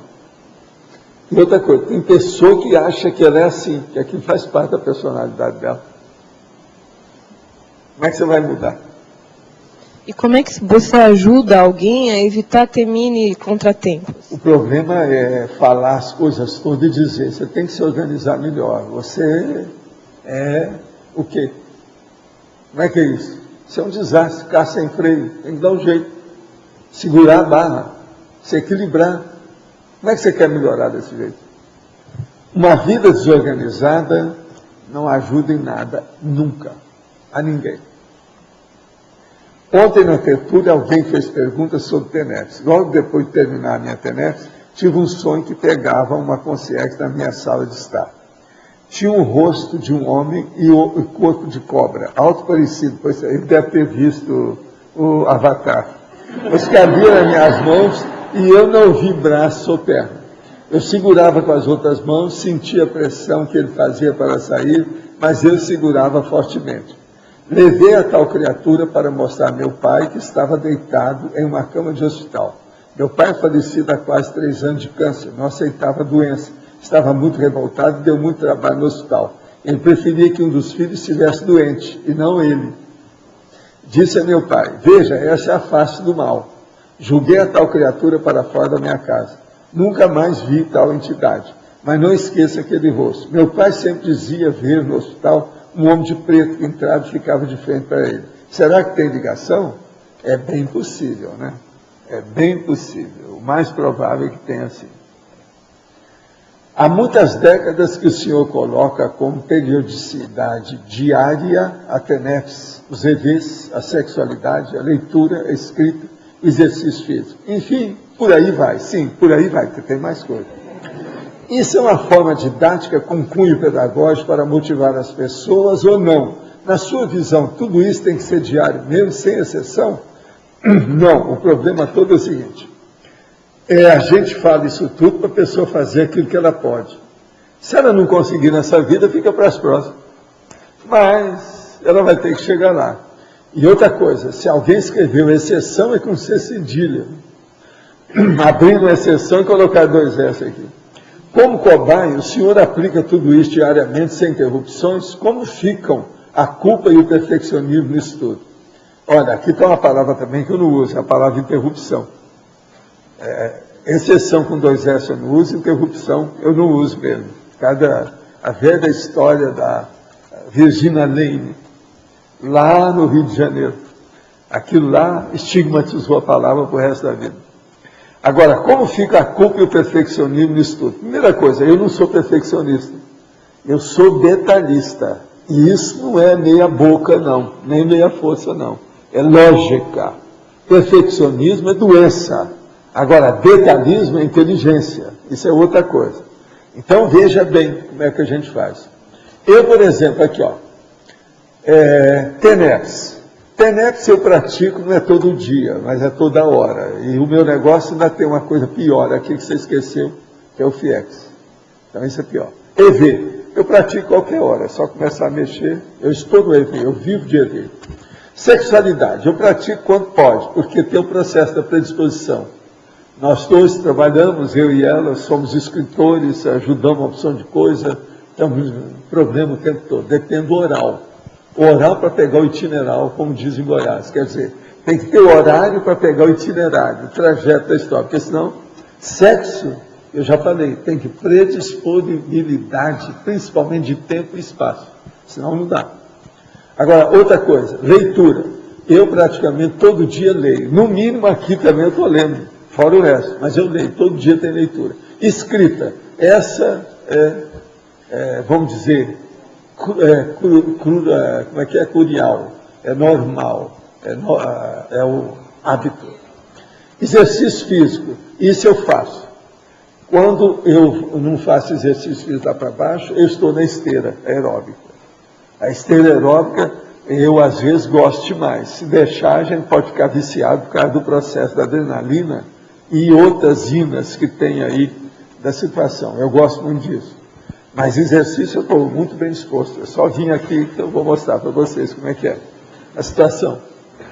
Agora, eu ando na esteira aeróbica, são meia hora, 5.1, e outra coisa, eu não tenho nenhuma ressaca de nada a respeito de andar na esteira. E outra coisa, no máximo que vai a minha pressão, os batimentos cardíacos, por exemplo, na esteira aeróbica vai a 70, 75, quando vai muito. Quer dizer, tudo meu está sentado.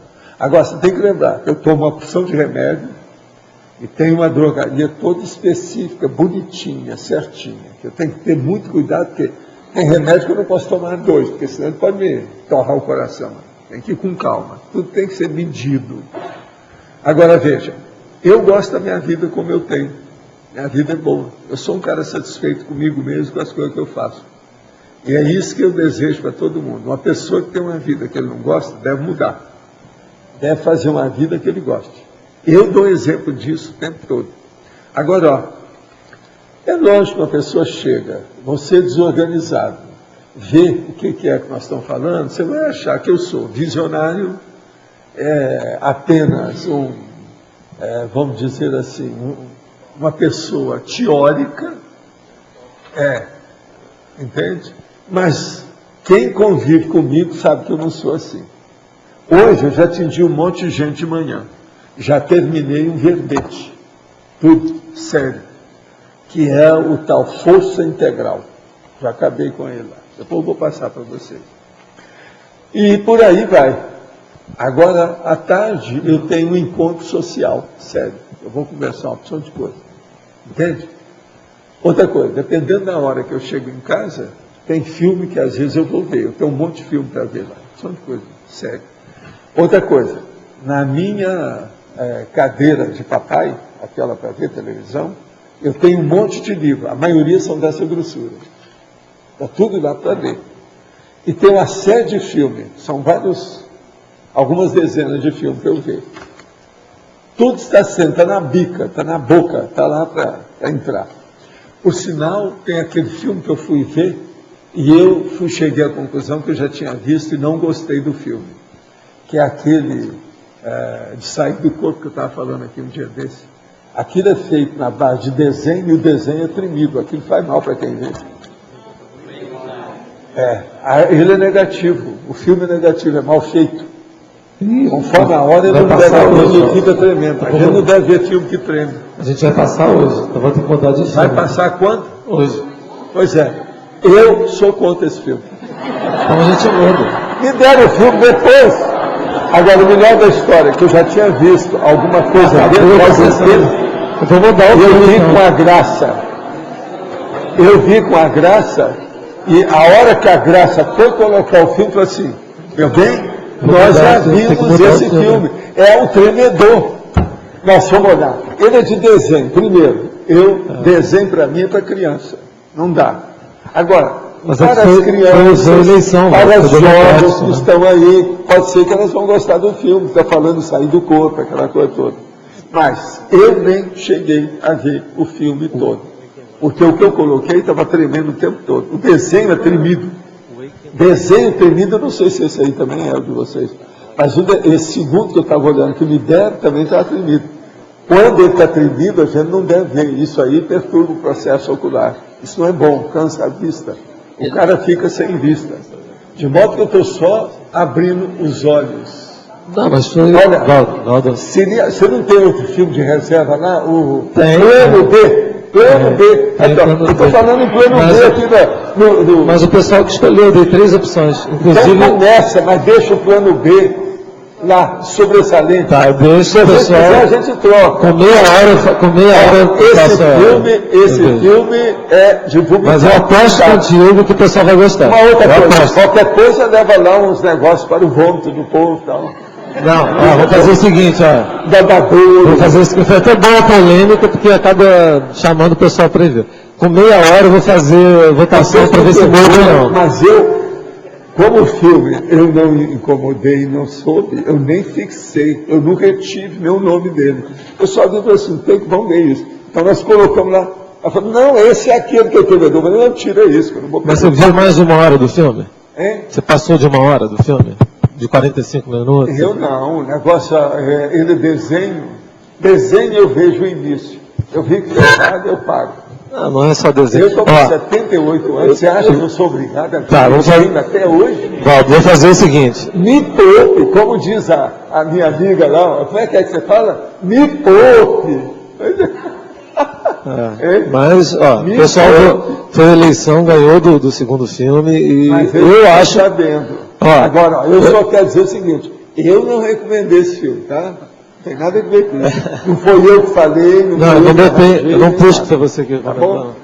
Mas, eu não quero agora piorar a minha imagem de apontador de filme. Não é isso? Não, tanto que eu te pedi... Eu nunca apontei ou indiquei um filme desse nível. Deixa eu falar aqui, eu te pedi para divulgar realmente esse, né? Mas eu entrei com um filme que você recomendou na última votação e ganhou esse, tá? Foi a primeira vez que um filme que você recomendou perdeu, foi Segredo de Beethoven, né? Hoje até a gente vai votar aquele outro, Living Proof, que eu esqueci o nome aqui. Mas eu te dei aquele do câncer. Aquele do câncer é muito melhor. Sim, mas eu tenho que ser democrático, não é democracia plena? Pois é, mas é que o lado B... O plano B tem, eu tenho vários aqui. Eu tenho vários aqui. Você tem que preencher o que está faltando, como é que vai ter democracia? Não, eu tenho vários filmes. Só se você tiver uns 5, aí você faz eleição na hora. Ó, nós temos 5 aqui, você escolhe entre eles. Não, dei 4 filmes, esse ganhou, tá? Você tem reserva? Tenho, vários. Mostra as reservas, leva as reservas. Vou levar as reservas. Agora eu te garanto que se passar meia hora... O Marco é muito vivo, ele sabe mexer com isso. Escuta, eu aposto contigo que se virem durante meia hora o filme, não vão querer mudar. Eu aposto. E a vovozinha, vai bem? Não, eu conheço o meu público. Vai bem? Você quer apostar? Quer apostar? Eu aposto contigo. O seu clube está muito fraco, hein? Eu aposto contigo. Isso está parecendo... como é que é? É o mesmo público daqui. É fã-clube isso? Eu aposto contigo. Está horrorível. Tá, eu queria perguntar, posso fazer uma pergunta aproveitando o ensejo? Não, gente, eu só quero lembrar assim, falando seriamente. O filme, se ele estiver lá, na hora que estiver, e eu estiver tremendo, vocês não devem ver não. Aquilo prejudica a vista da pessoa. É igualzinho os processos subliminares e outras coisas que eles fazem na televisão com comercial e outros desenhos. E o desenho lá é mal feito. Você sabe que eles começam a tremer porque fez pouco desenho. Tem que fazer mais para o negócio acabar de tremer. Então, eles cortam o caminho e deixam, o negócio fica tremido. Aquele tremido, depois você fica lá 1 hora vendo, sua vista vai para o buraco. Se tem... Quem fez o filme é oftalmologista, que quer ganhar dinheiro. Sei lá, né? Não, olha só. Esse filme, o João Paulo até me falou que depois o cara aprimorou a técnica. Só que um outro filme posterior dele fez um homem duplo, né, João? Agora, ó, leva aquele de câncer, tá certo? Aquele que eu te dei, aquele é muito bom. Tá, vou pedir para o Chico para levar, sério, então. Gente, esse outro sobre câncer, muito interessante. Mas eu queria fazer uma pergunta sobre o verbete hoje. Queria saber, você menciona Strong Profile aqui em estrangeirismologia, né? Isso a suscetibilidade ao contratempo é por causa do atacadismo? Seria por causa do atacadismo? Eu não estou entendendo mesmo. Strong Profile. Strong Profile? Não, o Strong Profile que eu estou falando aqui, que é o único jeito da pessoa sair dos contratempos, ela tem o Strong Profile. Se ela for Low Profile ou Weak Profile, ela fica ela mais vai sujeita. continuar com o contratempo. Ela fica mais sujeita como Low Profile? Agora, o é que a pessoa fica livre. Mas o problema do problema na questão do atacadismo, do Strong Profile maior, né? Não pode deixar também mini brechas ou dar abertura para mim?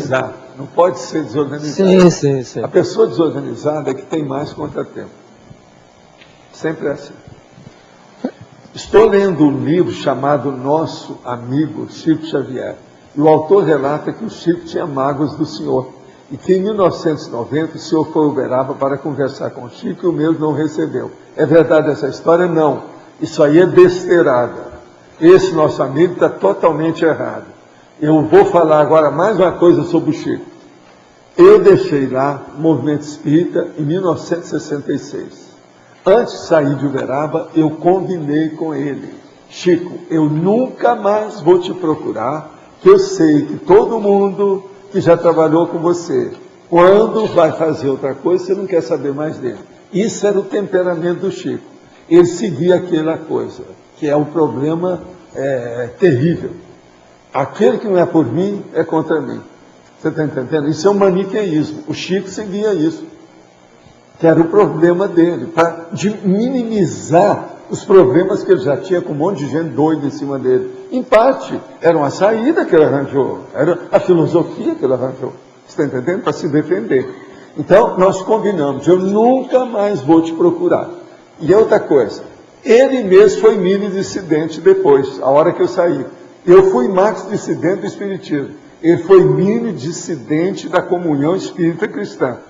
E logo depois, passou algum tempo, ele criou, foi para outra casa, saiu da casa que eu tinha construído, não ficou lá, arranjou uma outra casa na frente, e depois arranjou um outro templo, uma outra igreja, um outro centro espírita, chamado da Prece. E saiu da Comunhão Espírita Cristã. Isso foi logo em seguida, para muitos anos. A Comunhão Espírita Cristã, esses anos todos, depois que eu saí de lá, muitos anos, estava funcionando sem ele. Não tinha nada a ver com ele mais. Vocês estão entendendo bem aí? Esse nosso amigo, então, precisa saber disso. Uma outra coisa. Ele não tinha mágoas de mim, porque o Chico não tinha mágoa assim, profunda das coisas, não. Ele tinha para alguns colegas dele homossexuais. Isso ele tinha. Que eu vi que ele evitava os caras. E outra coisa também, não era propriamente mágoa, mas ele evitava a pessoa. Inclusive imitava alguns que era do jornalismo marrom. Gente que escreveu como jornalista marrom. Ele evitava esse povo todo, porque ele tinha medo desse jornalista. Tudo isso o Chico evitava. Agora, o que é que se passa? O meu problema é que uma pessoa esteve com o Chico pouco antes dele morrer. Ele perguntou por mim, queria saber. Por quê? Os espíritas falavam para ele que eu sumi, que ninguém sabia onde é que eu estava. Era assim que eles tapeavam o Chico, a meu respeito. Ele perguntava, eles falavam que não sabia. Mas uma pessoa ouviu a coisa e falou para ele o que eu estava fazendo, como é que era, etc. Foi assim, isso foi pouco antes dele morrer. Ele morreu em 2002, né? Esse negócio parece que foi em 1999, por aí, que a pessoa veio aqui e falou comigo quando eu estava aqui em Foz, naquela ocasião. De modo que o negócio não é bem isso, não. E outra coisa, eu não procurei o Chico nunca. 22 anos depois que eu saí de lá, ou seja, em 1988, eu fui lá para conversar com o Ricker e peguei a minha biblioteca que estava na casa que eu construí para deixar a biblioteca, junto da outra casa que eu construí que o Ricker estava morando, que era a antiga casa nossa. Ele e a dona Zilda, que é a senhora dele. Entende? Está vivo até hoje. Agora, o Ricker era o meu enfermeiro que eu deixei lá. Ele ficou na minha casa, logo depois, em seguida, lá, com aquela situação toda. Quando o Chico saiu de lá, ele foi para casa. Isso junto da Comunhão Espírita Cristã. De modo que isso aqui, está tudo errado. Essa pessoa que escreveu isso quer chamar atenção, etc., criar problema. Está cheio de tolice nesses livros e nos blogs aí sobre o meu processo de relacionamento com o Espiritismo e as coisas lá com o Chico Xavier. Eu só quero lembrar uma coisa, é bom eu falar nisso mais uma vez. Eu trabalhei com o Chico durante 10 anos. Tirei ele do maior escândalo da vida dele. Quem levou ele para Uberaba fui eu. Quem gastou mais com isso fui eu. Eu perdi até amigos para fazer isso. Agora, o que se passa? Nunca me queixei, nunca falei nada disso, não estou me queixando, eu estou mostrando a realidade, como é que tem injúrias, infâmias e calúnias a respeito dessas realidades, de gente que chuta as coisas no ar, que não está sabendo de nada.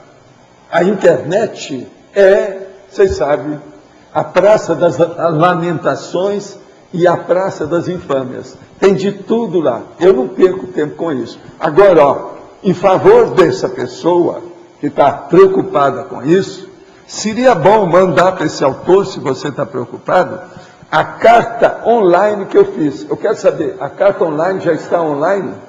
Já está. Então é só ver a carta online que eu fiz, que é para dirimir as dúvidas. Qualquer coisa, mande as pessoas, peça as pessoas para vir aqui debater conosco os assuntos, que eu tenho mais coisa que eu posso esclarecer, que eu ainda não falei tudo. Se quiser saber, gente, 28 anos de espiritismo, 10 anos com o Chico Xavier, eu estava na liderança desse movimento. Outra coisa, me chamaram para me preparar para ser presidente da Federação Espírita Brasileira, eu não quis. Me chamaram para dirigir Palmelo, o Jerônimo Candinho, eu não pude, não quis, até que eu queria, esse aí até que eu queria. Outra coisa, me chamaram para trabalhar e dominar e governar uma série de instituições assistenciais do Canute Abreu. Eu também não quis. Como é que fica? Se eu quisesse, eu estaria na frente de tudo isso. Não me interessava nada. O problema não é esse. O meu caso é Tales. Se a pessoa for entender a Tales, ela vai me entender. De modo que há muitas histórias mal contadas, mal entendidos, a má intenção, que é a opção de coisa. Então, é bom a gente esclarecer essas coisas nessa altura dos acontecimentos, agora que eles querem fazer do Chico um santo. Perseguiram muito o Chico. Tem muita gente que está com a consciência pesada, agora que ele morreu, eles estão querendo fazê-lo. Tem gente aí que eu conheci, que o Chico tinha muito medo da pessoa. Ela agora está trabalhando em favor da santidade do Chico. Eu achei o máximo. Por que alguns pais que têm seus filhos vitimados por babás ainda colocam uma câmera filmadora para provar os maus tratos e passam na TV, demonstrando que a integridade física e moral dos seus filhos é menos importante que a exposição do almoço? O que eu vejo é o seguinte: uma pessoa que precisa de colocar uma televisão para seguir a babá, ela é burra, burralda e burrilda. A primeira coisa, se ela desconfiou, ela não deve deixar o filho com essa pessoa. Então, na hora que vai colocar uma câmera, me perdoa, isso não está certo. Esse é o motivo que quando eu fui casar e sabia que eu precisava de ter o meu filho, sabia quem era, aquela coisa toda, eu falei com a minha mulher, vou fazer um trato aqui agora, antes do casamento. Nós nunca vamos ter babá. E nem nenhuma vovó vai cuidar desse menino. Somos só nós, o tempo todo. Quem tem filho tem que cuidar. Que negócio é esse? Agora passa para os outros? Está errado. Então, os nossos comerciais, por favor. Obrigada. As pontuações da tertúlia de hoje foram 102 assinaturas no livro de presença, 15 perguntas presenciais, 20 perguntas respondidas online, 42 votos presenciais, 18 votos online. Hoje temos 4 recados. Luciana, curso Formação de Autores, Igor, ST2, Marcos, Sessão Pipoca, o Denilson, Introdução a Proexis. E antes, Eduardo vai nos apresentar uns dos benefícios dos amigos da enciclopédia. Pessoal, boa tarde a todos. Nós vamos fazer uma apresentação para vocês aqui online, aqui no telão, não sei se vai estar possível ali. A gente vai apresentar para vocês aqui o Holoserver. A gente fala muito aqui do Holoserver e muitos colegas nossos, até pessoas que estão interessadas em ser amigos da enciclopédia, não conhecem de fato como que funciona esse instrumento. Ali vocês estão vendo online, ó, o site da enciclopédia, tá? Então a pessoa vai entrar à direita, ali no ambiente exclusivo, vai colocar o seu usuário, né, vai digitar a sua senha, e vai clicar em entrar, que é aquele ícone azulzinho ali. Entrou, ela vai então entrar no ambiente exclusivo. Aqui vocês têm uma tela inicial, onde vocês podem ver a quantidade de amigos da enciclopédia por cidade e por estado. Tá? Então vocês podem ver quem são os amigos, quantos amigos tem, né, na sua cidade. E aí à esquerda tem um link chamado Holoserver, ali ó. Clica em Holoserver. Então, nós vamos ter ali a ferramenta Bibliomática e a Holoteca. Nós vamos clicar em Bibliomática, que é a ferramenta principal. E aqui na pesquisa, a gente pode colocar uma palavra para fazer, então, né, o find, dar um find. Vamos usar uma palavra, por exemplo, cosmoética. Cosmoética. Então, pesquisar. Vamos ver quantas citações tem cosmoética. Então aqui já tem todas as obras, né, que a ferramenta buscou a palavra cosmoética, chega um pouco ali para a direita, e aí agora vocês vão ver então aqui, ó. Isso. Aqui então vocês vão ter acesso a todas as citações, associações de ideias, com o tema do livro, a página, o capítulo, e isso aqui funciona então para a sua pesquisa como um guia. Então você vai estudar a cosmoética olhando assim, quais são as principais associações que fazem relação com a sua pesquisa. Então você vai no capítulo, na página do livro citado, e aí continua então o seu trabalho. Tá? Então, hoje a gente está apresentando para vocês aqui o Holoserver. vocês podem utilizar isso aí para fazer tanta busca de assuntos referentes à sua pesquisa, curiosidades, né, enriquecer o seu trabalho usando essa ferramenta. Durante a semana a gente vai apresentar mais outros benefícios aqui do HoloServer, ok? Muito obrigado. Boa tarde, pessoal.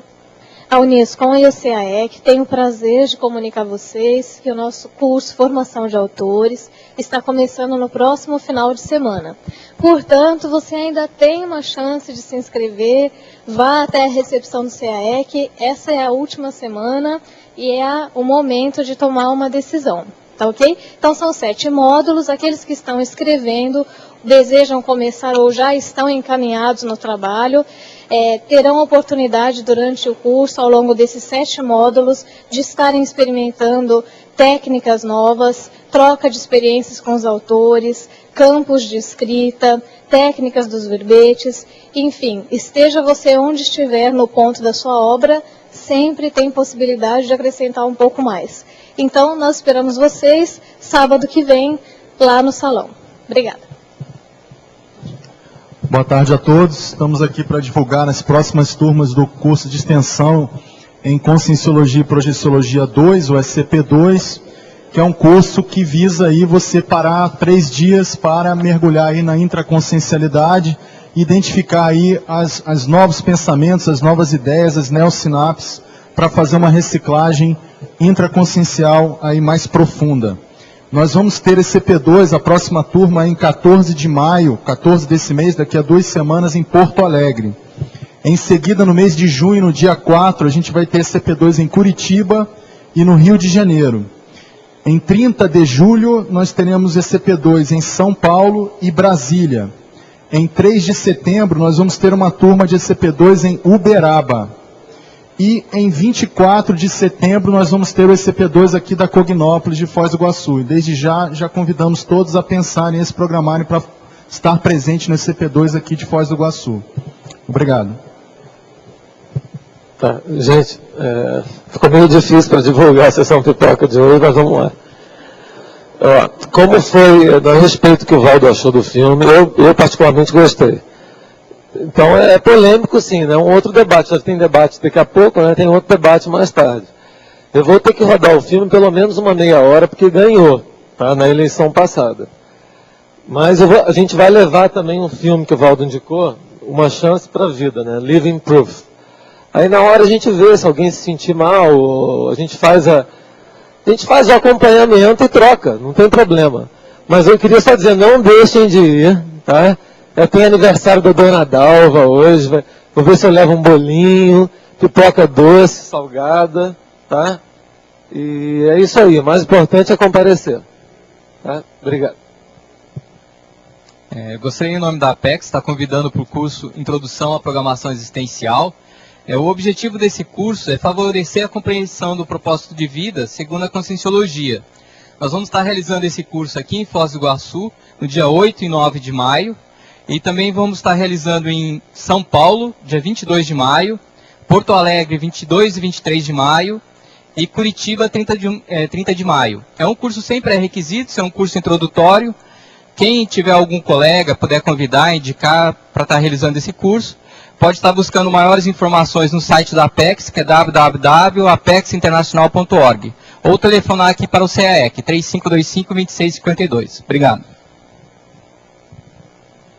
O verbete eleito para amanhã é eunuco intelectual e para terça-feira, suma intelectual, que é o último verbete da lista. Obrigada e boa tarde a todos.